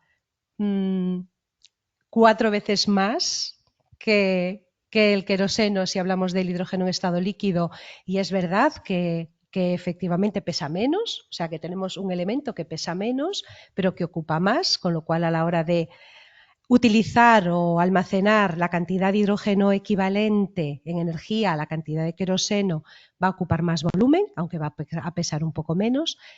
Tenemos que distribuirlo a lo largo de la aeronave, llevarlo desde donde se almacene hasta donde se utilice para la producción de energía en la aeronave, decidir cómo o qué tecnología se va a usar para producir esa energía, que actualmente son fundamentalmente dos. La más conocida para el sector de la aviación es la combustión del hidrógeno, pero la otra manera de utilizar el hidrógeno para producir energía son las pilas de combustible. Las dos tecnologías tienen que analizarse y estudiarse cuál es más eficiente. En principio, desde el punto de vista del uso de la energía, las pilas de combustible son más eficientes que la combustión, con lo cual hay que valorar cuál de las dos tecnologías puede ser la más adecuada. Y luego, finalmente, yo creo que un tercer gran reto, por una parte tenemos la producción de energía, tenemos la distribución del hidrógeno y el almacenamiento en la aeronave, y luego tenemos que tener en cuenta la fenomenología del hidrógeno. El hidrógeno es un gas que no se comporta como esperamos, es un gas que no es un gas ideal, con lo cual es una molécula muy pequeña, va a fugar siempre que pueda. Tenemos que cambiar un poco ese paradigma y pensar que el hidrógeno va a fugar porque eso está en su naturaleza. Y entonces, pues desde el sector aeronáutico hay que hacer desarrollo tecnológico para realmente gestionar esas fugas. Y bueno, voy a dejarle algo de interés a mis compañeros porque yo creo que es un tema en el que todos vamos a poder ir aportando puntos de vista muy interesantes. Vale, muchas gracias. Sí, a ver, ¿qué puedo decir de lo que ha dicho Marta? Efectivamente, el hidrógeno es muy complejo en el sistema de que los aviones han sido optimizados durante 100 años para llevar combustible, con lo cual el ala es el tanque de combustible. El hidrógeno no puede meterse en el ala porque no está hecho para ello. Entonces hay que meter unos tanques y unos retos, como dice ella, el almacenamiento es muy difícil porque para meter en las mejores condiciones 10 kilos de hidrógeno hace falta 50 kilos de tanque. Ya de primeras dices, vale, el hidrógeno es ligero, pero el tanque no tanto. Luego está el tema de la eficiencia, quitar el calor, el motor, hablará Abel muchísimo mejor de ello. Combustión de hidrógeno es eficiente, ligeramente superior a la combustión de queroseno, pero ahí van. La pila de combustible es más eficiente, pero a veces tiene una serie de sistemas adicionales, como por ejemplo quitar ese calor, porque la cámara de combustión pues tira el calor para afuera, con lo cual pues te lo quitas de encima y ya refrigeras el aceite y ya está. La pila de combustible es un 50% de eficiencia, ese 50% hay que quitarlo de la pila, con lo cual hay que meter pues de 1 megavatio de potencia, 1 megavatio de calor, que hay que quitar absorbiéndolo de alguna manera, forzando a quitarlo. Entonces, esos sistemas son muy complejos de sacar y la térmica de una pila de combustible es muy compleja también. Y luego a nivel técnico pues está el tema de la valvulería, ese tipo de cosas, la regulación que es compleja. Y luego además a nivel ya avión está el tema de, ¿cómo metemos esto en un avión? Hay una serie de aplicaciones tanto para los aviones Airbus que tienen que conseguir hacer 1000 kilómetros con esos tanques cuando necesitan cientos de kilos de hidrógeno, si no toneladas, a dónde los metes y cómo lo gestionas. Y nosotros, que estamos en aviones más pequeñitos, no hay sitio donde meter esos tanques, porque al final los aviones son aviones muy pequeñitos para justamente llevar a pasajeros, 10 pasajeros, y pues eso, ¿dónde lo metemos, no? Luego está el tema de infraestructuras, como hablaba muy bien antes Laura de AENA, pues sí, el hidrógeno se puede llevar a los aeropuertos, entonces para un Barajas es muy cómodo. Una aeronave como la nuestra que va a operar en un fiordo noruego y luego va a operar entre Baleares de Mallorca a Menorca, llevar hidrógeno a cada uno de esos sitios va a ser costoso. Entonces es un tema, la logística, infraestructura, tanto del aeropuerto, sino también llevar hasta ese aeropuerto y sobre todo a los aeródromos, es un tema que hay que tener mucho en cuenta porque va a ser también un reto que nosotros estamos aparte de avión, que ya es nuestro problema, pero tenemos que tener la parte de esa infraestructura y el coste también va a ser importante para este tipo de gente. Y lo último, ya hablaremos de ello, pero una pena que no esté aquí AESA, pero la regulación llegará. Los coches, como suele decir la gente, un coche la ventaja es que si hay un problema, el coche se para, te sales del coche y como mucho, en 5 minutos eso estalla, pero te has salido del coche. En un avión, 5 minutos no es suficiente.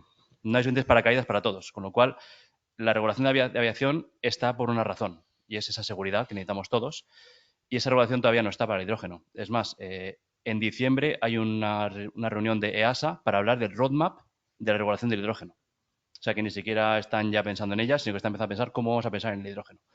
Entonces, hasta dentro de unos añitos no va a haber nada de hidrógeno, pero hay que trabajar en ello, porque es un reto y si no empezamos ahora, no llegaremos nunca. Y con esto creo que, Abel, te dejo. Pues yo la verdad es que ya no sé qué decir, porque lo habéis dicho todo. Pero bueno, a ver si le echamos imaginación al tema. Lo que, abundando un poco lo que ya habéis dicho vosotros, ¿no? Para mí el principal reto que tiene el introducir el hidrógeno en el avión es el cambio en la arquitectura del avión, como habéis descrito, ¿no? Ese tener que cambiar la posición de los depósitos, ese tener que vaciar el ala, un ala que está diseñada asumiendo que lleva el peso del combustible para hacer sus cálculos estructurales. Tengo una oportunidad a lo mejor de mejorarlo desde el punto de vista aerodinámico porque puedo hacerla más esbelta y demás. Pero lo que es también la gestión de los centros de gravedad del avión lo vamos a tener que cambiar. Vamos a poner los depósitos dentro del fuselaje, con lo cual el centro de gravedad del avión va a estar moviéndose hacia adelante y hacia detrás. Para mí ese es el principal reto, el hacer una arquitectura del avión cuando estamos hablando de aviones grandes, ¿no? En el avión pequeño, en el avión retrofiteado, ese reto, hoy va a decir yo que no es tan complicado, porque no es un avión, o por lo menos la expectativa es que no sea tan complicado, porque en el fondo lo que se va a querer hacer es hacer un certificado o apoyarse en el certificado existente del avión para hacer una modificación, con lo cual espero que lo consigáis manejar bastante bien, ¿no? esa integración de esos sistemas. Primer reto, arquitectura del avión. Segundo reto, también lo ha dicho antes Marta, ¿no? Los sistemas. En el avión grande, en el que vamos a llevar el hidrógeno criogenizado, 253 grados bajo cero, una presión moderada, 4 o 5 bares, ya veremos a ver. Nuestros motores más eficientes y más modernos estamos emperrados en aumentar la relación de compresión para hacerlo más eficiente. 60-70 de relación de compresión. Bueno, pues tenemos que pasar ese hidrógeno, tenemos que subir la presión, tenemos que vaporizarlo, regularlo y meterlo a esa presión de 70 bares, 60-70 bares. Con lo cual, la complejidad del sistema es tremenda, ¿no? Ahí hay una serie de cambios de fase, hay también una serie de necesidades de deshacerse de ese frío, en este caso. Por otro lado, puede ser una oportunidad, ¿no? Como subidero de calor allá donde lo haya. Complicadísimo el sistema. Y luego ya, si nos centramos a lo mejor en lo que es el propio motor, también obviamente tiene sus retos, pero por tranquilizar un poco, si estamos hablando de una turbina normal, un motor de reacción, la expectativa es que lo que es la turbomaquinaria sea bastante similar, ¿no? Donde vamos a tener cambios es en la cámara de combustión. La dinámica del hidrógeno, de combustión del hidrógeno, es totalmente diferente, es una llama que progresa mucho más rápido, más difícil de estabilizar, hay riesgo de que esa llama progrese aguas arriba en el sistema de combustible, todo eso hay que controlarlo. Por otra parte, al ser una llama también más rápida, pues hay una pequeña oportunidad de reducir algo la longitud de la cámara de combustión, hay una pequeña oportunidad ahí, ¿no? Pero ese reto también está ahí. Y luego ya el otro tipo de combustión, el otro tipo de generación energética en las pilas de combustible, pues como ha dicho Ignacio, ¿no? El gran reto es deshacerte de ese calor residual que te va a requerir un sistema diseñado alrededor de la propia pila de combustible que va a perjudicar tremendamente el rendimiento gravimétrico del sistema, ¿no? Y eso pues va a redundar desde luego en la capacidad que va a tener el avión, ¿no? En cuanto a carga de pago y alcance. Y al final, yo creo que tenemos que aceptarlo todos, sea cual sea avión pequeño o avión grande, hay una penalización en la capacidad productiva del avión, seguro. Vamos a tener que tener una reducción de carga de pago y alcance. Y habrá que ver en su momento cómo de competitivo se puede hacer eso. Seguro que hay muchas rutas en las que esos aviones pues tienen una aplicación y pueden llegar a ser competitivos, pero quizá esa idea que tenemos ahora de all can do with one aircraft, ¿no? Podemos hacer todo con un tipo de avión que es una 320, un 737, pues tenemos que empezar a desterrarla si queremos optimizar el sistema, ¿vale? Bueno, muchas gracias por invitarnos a compartir nuestros conocimientos con vosotros. Y a mí ya, si los anteriores han dicho que no dejaban nada, pues yo casi tengo que irme, por decirlo de alguna forma. Sí. No. Yo, digamos, hay muchos retos tecnológicos y hay que ser realistas a la hora de poderlos afrontar, pero hay que ser optimistas. Muchas veces la industria quiere y es necesario marcar plazos muy exigentes para ir dando pasitos a lo mejor mucho más cortos de los que se quiere, pero es necesario fijar esos plazos y mantener la ilusión y creer en la tecnología. Yo llevo 30 años trabajando con hidrógeno, fuimos de los primeros en España en trabajar en los temas de hidrógeno y pilas de combustible y seguimos con la misma ilusión. Y ahora mucho más todavía porque vemos que en el campo aeronáutico empieza a haber un interés y una aplicación concreta. Aquí se ha hablado, que Marta ha empezado a hablar por los grandes problemas como son el almacenamiento, como es la distribución de todo el avión, de todos estos sistemas en el avión. A mí me gustaría añadir dos cosas. Primero, hay que distinguir entre las distintas aplicaciones en el avión. Es distinto meter una pila de combustible con hidrógeno en un UAV, que sí que aumenta la autonomía y la problemática es distinta, que en un gran avión comercial como puede ser.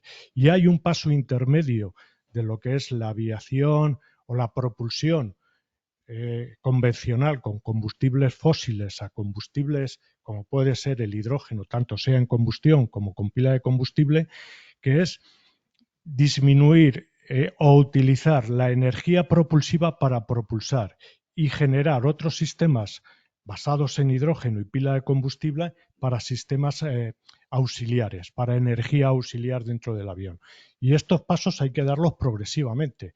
Yo los proyectos europeos en los que hemos participado, los primeros de todo iban encaminados en la aviación comercial a introducir estos sistemas en energía no propulsiva.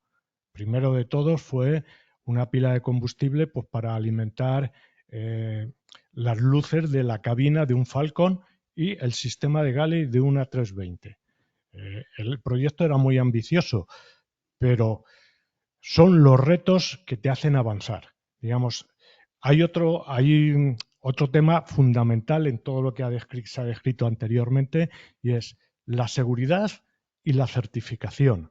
Digamos, tú tienes que conseguir utilizar estas tecnologías de forma segura y para eso hace falta certificarlo.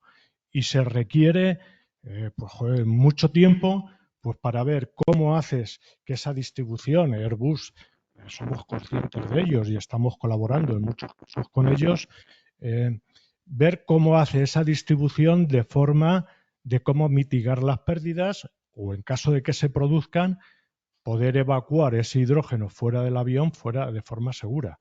Es un gran reto. Y después generar la normativa para poder certificar.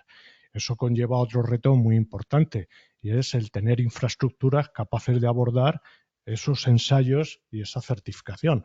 En muchos de los casos son infraestructuras totalmente nuevas. Se están haciendo intentos, pero cuesta muchísimo trabajo y muchísimo dinero. Muy bien. Pero yo no sé si te ha cambiado la concepto, pero hay que... Sí, lo primero es decir que, a ver, nos han preguntado por los retos, con cuál hemos sido los retos. Lo segundo, sin retos no hay ingeniería. Si estamos aquí es porque queremos resolver problemas. Y entonces aquí estamos. Y luego, un tema también que es muy importante que la gente no se da cuenta es que cuando hablamos de aviación es como cuando hablamos de movilidad eléctrica, de movilidad terrestre. Va de un patinete a un camión de 12 toneladas. Aquí estamos hablando lo mismo. Puedes ir de un UAV de 12 kilos a un 380 que puede llevar 800 pasajeros al otro lado del mundo. Entonces, lo que va a pasar es que el hidrógeno tiene su trabajo, tiene su nicho y va a ser útil, pero va a ser uno de los sistemas, como hablan antes del one size doesn't fit all. Eso es cierto, en aviación va a pasar lo mismo. Va a haber SAF, va a haber baterías, va a haber hidrógeno, va a haber pila de hidrógeno y va a ser todo ese componente que va a desconectar el sistema. Pero bueno, pero que hay esperanza. Sí, yo, perdona. Y ya termino. Otro reto, y creo que muy importante, es el de la concienciación social. Digamos, en la aceptación de una tecnología que es novedosa y que en principio, cuando hablas de ella, a todo el mundo le suena como peligrosa. Entonces, digamos, hay que hacer mucha labor de divulgación y con prueba y ensayos de que las cosas son seguras. Nosotros nos hemos enfrentado a hacer ensayos nuevos o casi únicos las primeras veces y nos ha costado mucho trabajo convencer a nuestros propios compañeros del INTA para poder hacer esas pruebas en las instalaciones. Porque que da mucho respeto el hidrógeno, pero se han hecho, y al final, afortunadamente, pues vas demostrando que es tecnología, teniendo las medidas de seguridad adecuadas, que es segura para implantarla en los sistemas de movilidad, tanto terrestres como aeronáuticos, que todavía es mucho más exigente que el terrestre. Y ya me callo. Bien, bueno, yo creo que hay un amplio consenso aquí entre los ponentes y que yo comparto como moderador de que el hidrógeno no es para mañana, pero está ahí. En cualquier caso, digamos, también hay una ruta que habrá que avanzar en función de cómo evolucione la utilización del hidrógeno como vector de transporte en el transporte terrestre, ferroviario, marítimo, que van a ir por delante del aeronáutico, obviamente, y donde también se irá viendo qué nivel de madurez se va alcanzando en la gestión de esa tecnología.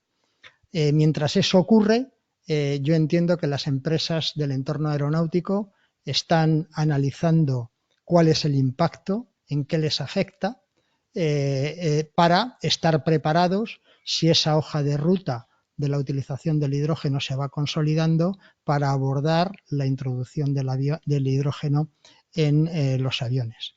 Desde ese punto de vista, la pregunta que os quería pasar ahora a los ponentes es, en cada una de vuestras empresas, ¿qué pasos estáis dando, qué acciones estáis dando para, digamos, primero evaluar y luego estar preparados para encontrar esos nichos de oportunidad donde la utilización del hidrógeno en las condiciones de contorno que apliquen cuando haya que ejecutarlo, pues se puede introducir de una manera segura en los aviones?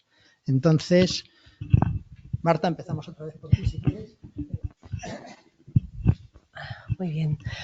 Pues bueno, lo que sí me gustaría empezar un poco comentando que el concepto este de descarbonización en la aviación, ahora estamos hablando del hidrógeno como la gran solución, ¿no?, de la descarbonización, pero el sector de la aviación está trabajando en temas de descarbonización, yo creo que desde siempre, por distintos motivos. Es posible que al principio, pues temas de eficiencia, ¿no?, de el uso de combustible, aligerar el peso, trabajar en las distintas rutas, la operación, trabajar en materiales más ligeros.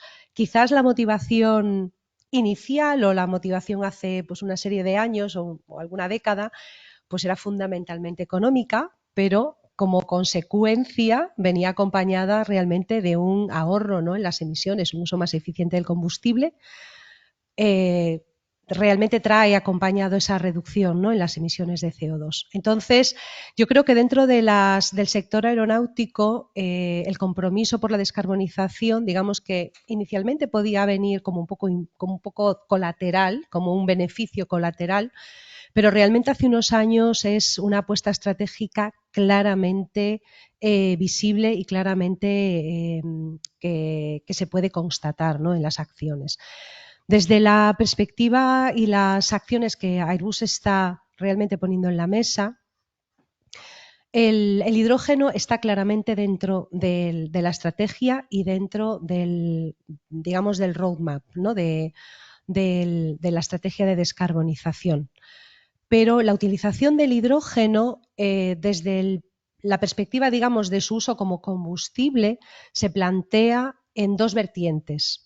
Efectivamente, como uso directo como combustible, la aeronave, pero también como parte, digamos, de la fabricación de lo que se llaman los e-fuels o los combustibles sostenibles de aviación que requieren, digamos, la obtención. Al hidrógeno. A nivel de desarrollo, por ejemplo, hay un programa en Airbus para probar tecnologías relacionadas con el hidrógeno. Sí. Vale. Muy bien. Sí, no, ahí va a llegar un poco cuando llegase al... Vale. Ah, vale, muy bien, me centro. Que bueno, pues relacionado con el hidrógeno, Airbus tiene un programa que se llama el 0E, ¿vale? Que seguramente habréis oído hablar del proyecto de hidrógeno de 0E, que tiene como objetivo la fabricación de un avión comercial propulsado por hidrógeno en 2035. Para poder conseguir este objetivo, dentro de esa ruta para llegar a conseguir esto en el 2035, está desarrollando un demostrador que va a ir montado, digamos, en un A380, en donde se quiere probar todas las tecnologías futuras de hidrógeno y que van a formar parte del avión comercial.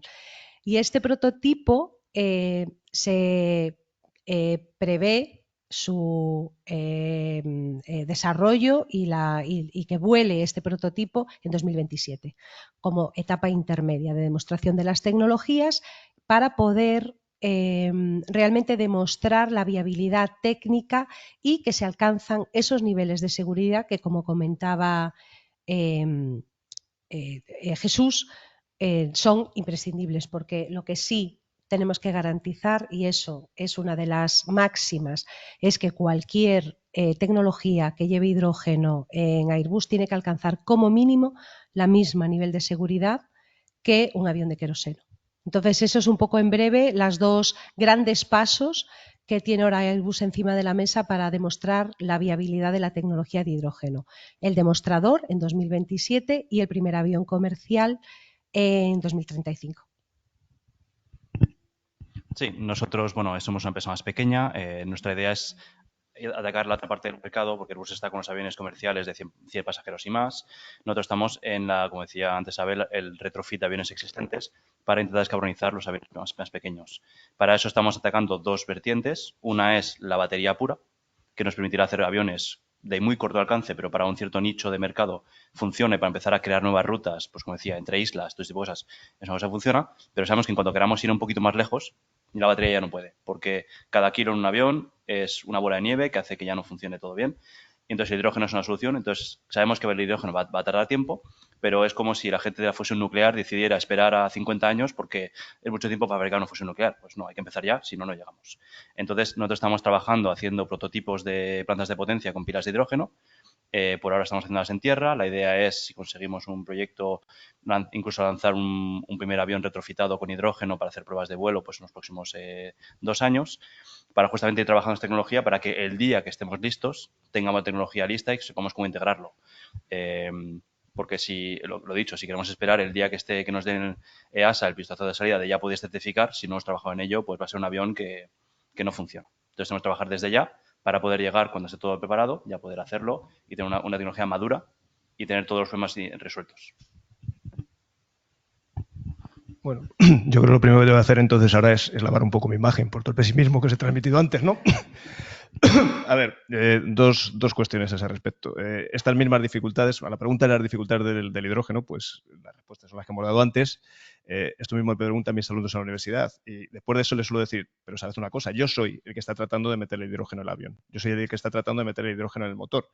¿Qué estamos haciendo entonces en ITP a este respecto? Pues entendemos todas estas dificultades y eso yo creo que es bueno, ver que aquí los ingenieros sabemos a qué nos estamos enfrentando y lo que estamos haciendo es llevar a cabo ciertos proyectos que nos permiten investigar cómo solventar esas dificultades. Por ejemplo, estamos desarrollando códigos de combustión de hidrógeno que nos van a permitir simular cómo es ese funcionamiento de los inyectores y de las cámaras de combustión. Y eso lo tenemos bastante avanzado. Además, buenas noticias, el hidrógeno es una molécula sencilla, quema relativamente fácil, no tienes infinitas especies reaccionando unas con otras, que te dificulta muchísimo ese tipo de cálculo. Otras cosas que estamos haciendo, estamos desarrollando un demostrador de pila de combustible, sistema propulsivo con pila de combustible, realmente dos demostradores, uno pequeñito del orden de 50 kilovatios, otro más grande del orden de 600 kilovatios, el pequeño con una hélice, el otro más grande con un compresor.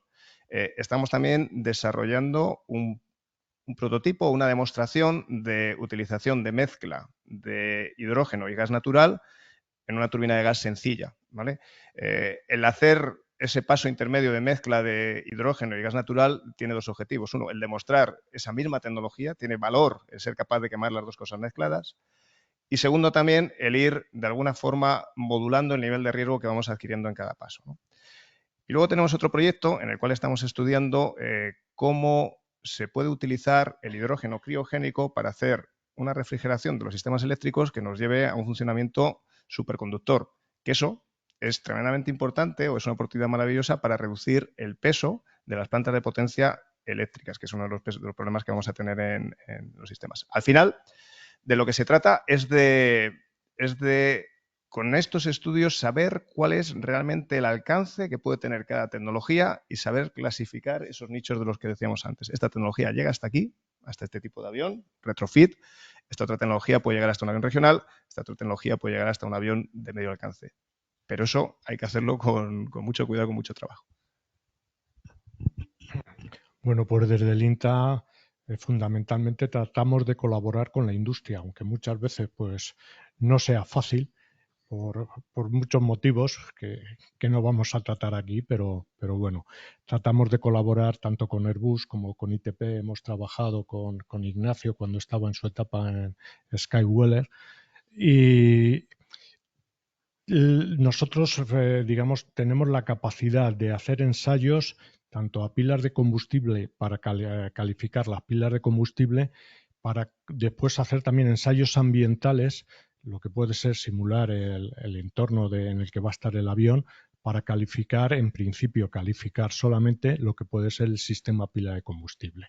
Pila más tanque de hidrógeno, pues se le hacen ensayos de compatibilidad electromagnética, ensayos de temperatura, humedad, altitud.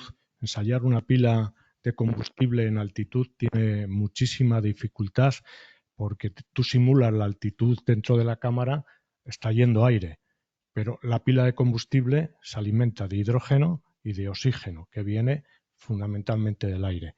Y hay que desarrollar también mucha tecnología de ensayos para poder abordarlo. Otro de los campos que últimamente se están trabajando es en los tanques para almacenar hidrógeno criogénico. Digamos, hay varios tipos de tanques, normalmente son metálicos, pero en España, y creo que Airbus quiere liderarlo, quiere hacerlos en fibra de carbono. España siempre ha sido líder en la fabricación en fibra de carbono y quiere abordar este tema, pero no se sabe cómo se comporta la fibra de carbono a la exposición al hidrógeno criogénico. Eso por una parte, pero aquí en todos los dos foros que hemos estado o que estamos desarrollando esta tarde, se ha hablado de lo que son las fugas de hidrógeno, lo fáciles que son. ¿Qué es lo que pasa en un avión? Que parte del avión también está fabricado en fibra de carbono, cuando además está expuesto pues en una zona de Arabia que puede llegar del orden de 80 grados. Entonces, la combinación del hidrógeno, la temperatura, pues hay que determinarla. Ver cómo se comportan los distintos componentes de lo que es la distribución. Todo ese tipo de ensayos hay que desarrollarlos y junto con la industria hay que irlos implementando poco a poco.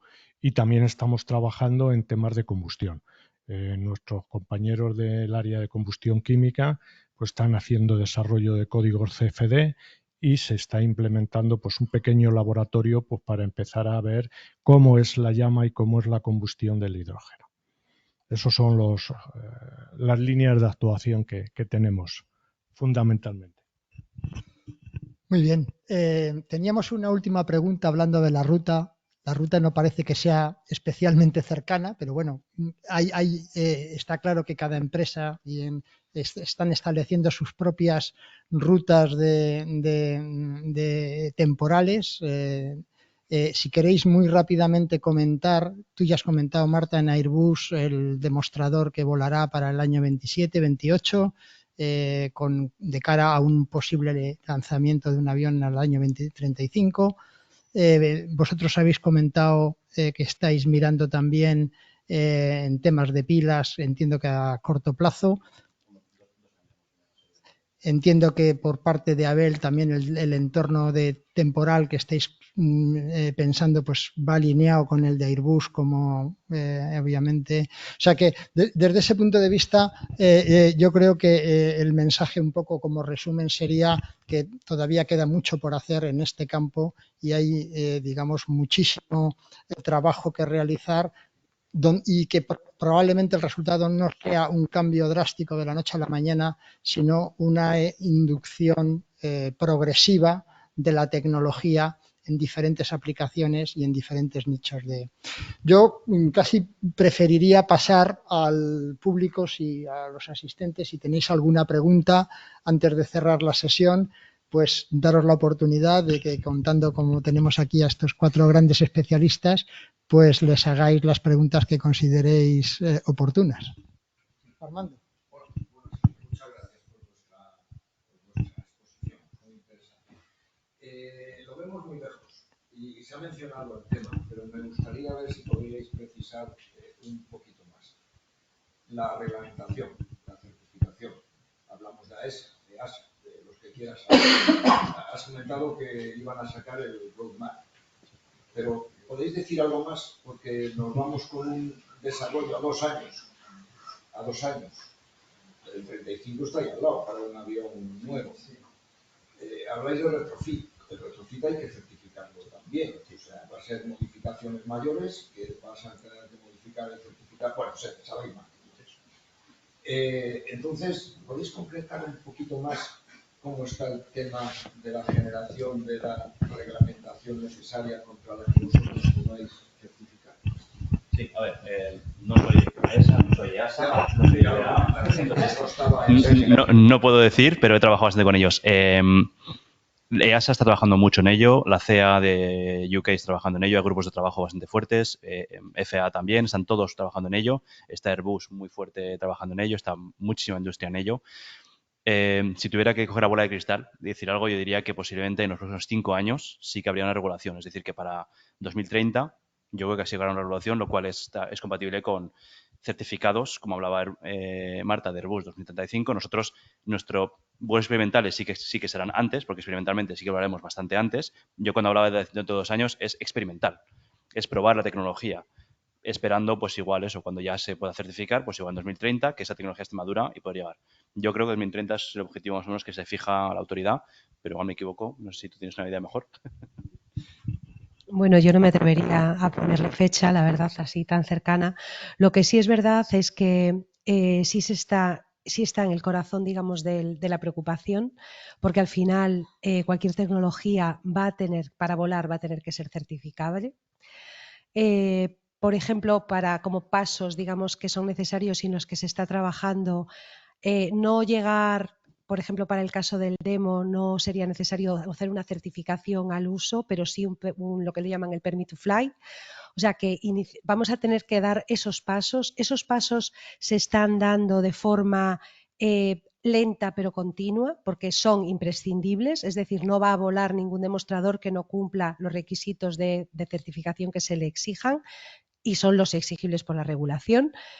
Y sí que es verdad que internacionalmente se está, como decía Ignacio, colaborando y participando en todos aquellos foros pro avanzación.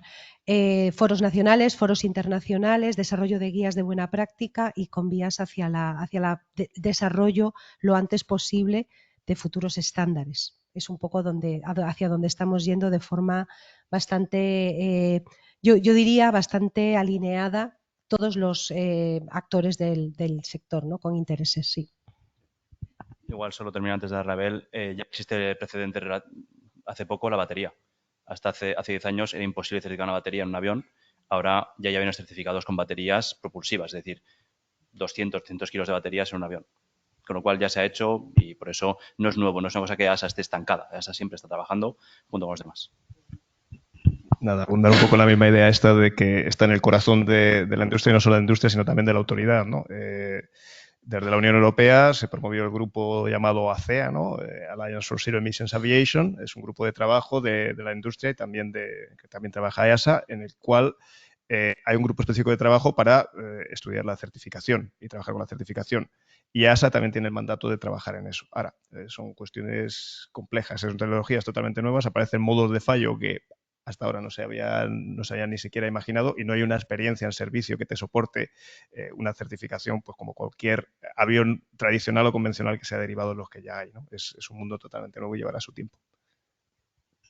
Yo no tengo mucho más que aportar. A ver, otra pregunta por ahí. Muy buena, tengo una pregunta. Estáis hablando como ámbitos hechos a largo plazo, ¿vale? Yo os iba a preguntar sobre la aviación que tiene unos requisitos tecnológicos mucho más pequeños, como vienen a ser los UAVs. ¿Tenéis algún proyecto de hidrógeno en UAVs o alguna intención de tener algún tipo de proyecto en ese ámbito? Bueno, yo tengo experiencia, digamos, nosotros, un avión, uno de los primeros aviones UAV que se hizo en España, se hizo en el INTA, fue el proyecto SIVA, y nosotros nos dejaron un prototipo, un avión SIVA, para transformarlo a pila de combustible. Nos sirvió de muchísima experiencia para empezar a ver cuál era la problemática. Digamos, una de las primeras cosas que sacamos como conclusión, que no es fácil y no es la mejor manera de coger un avión ya diseñado y transformarlo de propulsión convencional a una propulsión eléctrica con pila de combustible. Hay que diseñar tanto el avión como lo que es la planta propulsora eléctrica, en este caso, de forma conjunta. ¿Por qué? Porque tanto el espacio para el almacenar el hidrógeno. Otro problema añadido es, como decía antes, la pila de combustible funciona con aire. A medida que aumentamos la altitud, la densidad del aire baja, la cantidad de oxígeno baja, necesitas o meter compresores o alimentar la pila de combustible con oxígeno. Entonces, digamos, hay una serie de problemáticas que hay que resolver específicamente para eso. Proyectos nunca nos han faltado. Hemos trabajado en temas de UAV con Skyweller. Teníamos aprobado un proyecto, no me acuerdo de qué plan era, pero era con CDTI, sí, y del CTA, y finalmente, pues bueno, por temas logísticos, Skyweller tuvo que renunciar casi al proyecto y se cayó. Actualmente tenemos otro proyecto con otra empresa es madrileña, que hace también, no quiere hacer tanques y quiere hacer un multirotor con pila de combustible, y estamos trabajando también con ellos. Siempre hay algún nicho y alguna cosa, vamos, algún proyecto que demanda ese tipo de actuación. La gran ventaja de meter una pila de combustible en un UAV es que aumenta su autonomía. Vienen otros problemas, el almacenamiento. Se ha hablado de almacenamiento gas, estamos hablando de meter gas como mínimo a 300 bares. Actualmente en los coches va a 700 bares, pero comprimir a 700 bares es complicado. Bueno, una última pregunta, porque estamos ya fuera de tiempo y... Yo no la pregunta, gracias por alusiones. Yo tengo una empresa y tiene sus ventajas. Realmente habéis tirado un poco demasiado arriba en cuanto a aviones de 300 o 100 pasajeros. Yo hubiese esperado, hubieses hablado de aerotaxis y de aeropuertos. Yo creo que tiene una zona mucho más próxima. Un dron o un aerotaxi que cambias, que es eléctrico, no combustión, están cambiando baterías con hidrógeno, estás disminuyendo el peso, estás haciendo que llegue mucho más largo. Yo creo que está mucho próximo. Estamos hablando de 5 o 10 años como proyecto. Y en cuanto a los drones, sin lugar a dudas, las ventajas son en el sector civil, es mucho más tiempo, a igualdad de peso con baterías eléctricas, estás aumentando el tiempo de vuelo 3-4 veces. Y si hablas en defensa, pues la huella térmica y la huella de ruido es muy inferior y además puede volar muy alto. El problema de la altura es otra de las grandes ventajas frente a la combustión interna. Si tú utilizas una pila de combustible de cátodo cerrado, lo que tienes es un compresor con una nariz de oxígeno. yo tengo que ser la pila. Boeing hizo un ensayo en el 2008. De hecho, yo tengo esa pila de Ferrol.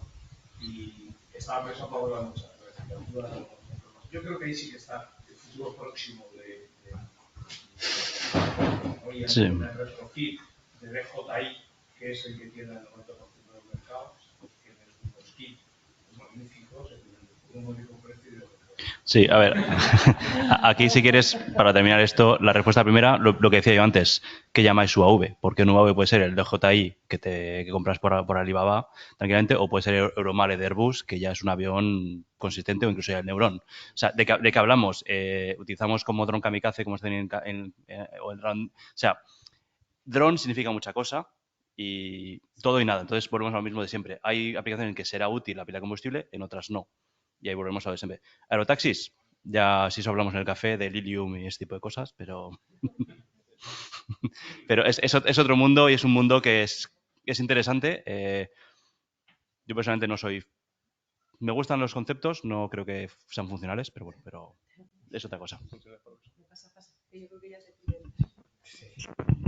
Bueno, yo creo que lo podemos dejar aquí. No sé si hay alguna otra pregunta, pero realmente, bueno, Ignacio ya había comentado, yo creo que en su primera exposición, el hecho de que, digamos, la aviación eléctrica, y por eléctrica está cubriendo tanto la parte de baterías como la parte de hidrógeno, pues obviamente donde más futuro tiene es en las aplicaciones de aviones pequeños, llámalos tripulados, no tripulados, vuelos cortos. Es evidentemente donde se producirá el primer escalón de uso de esta tecnología, y los aviones grandes, pues durante muchos años yo creo que también vemos que la necesidad de la utilización del SAF pues será lo único que será verdaderamente compatible con la aviación comercial de gran tamaño. Luego, evidentemente, hay un camino que recorrer y que hay que dar muchas, digamos, hay que quedarse también con esos mensajes de los planes de desarrollos tecnológicos orientados a volar, no a probar en bancos, sino a poner en el aire plataformas tanto a nivel propulsivo, a nivel de toda la gestión de los sistemas del avión, donde se van a ir madurando la regulación, probablemente inicialmente como special conditions, luego como una, que la regulación tampoco va a quedar ya hemos visto que en la normativa la evolución se va basando también en la propia experiencia, y todo eso es un camino que habrá que recorrer y que supone un reto para los ingenieros que estáis todavía en activo y las nuevas generaciones que se vayan incorporando a la profesión. Así que por mi parte nada más, muchas gracias a todos por vuestra presencia, y ahora pues yo creo que estamos todos dispuestos a seguir comentando cosas con una copita en la mano, ¿no?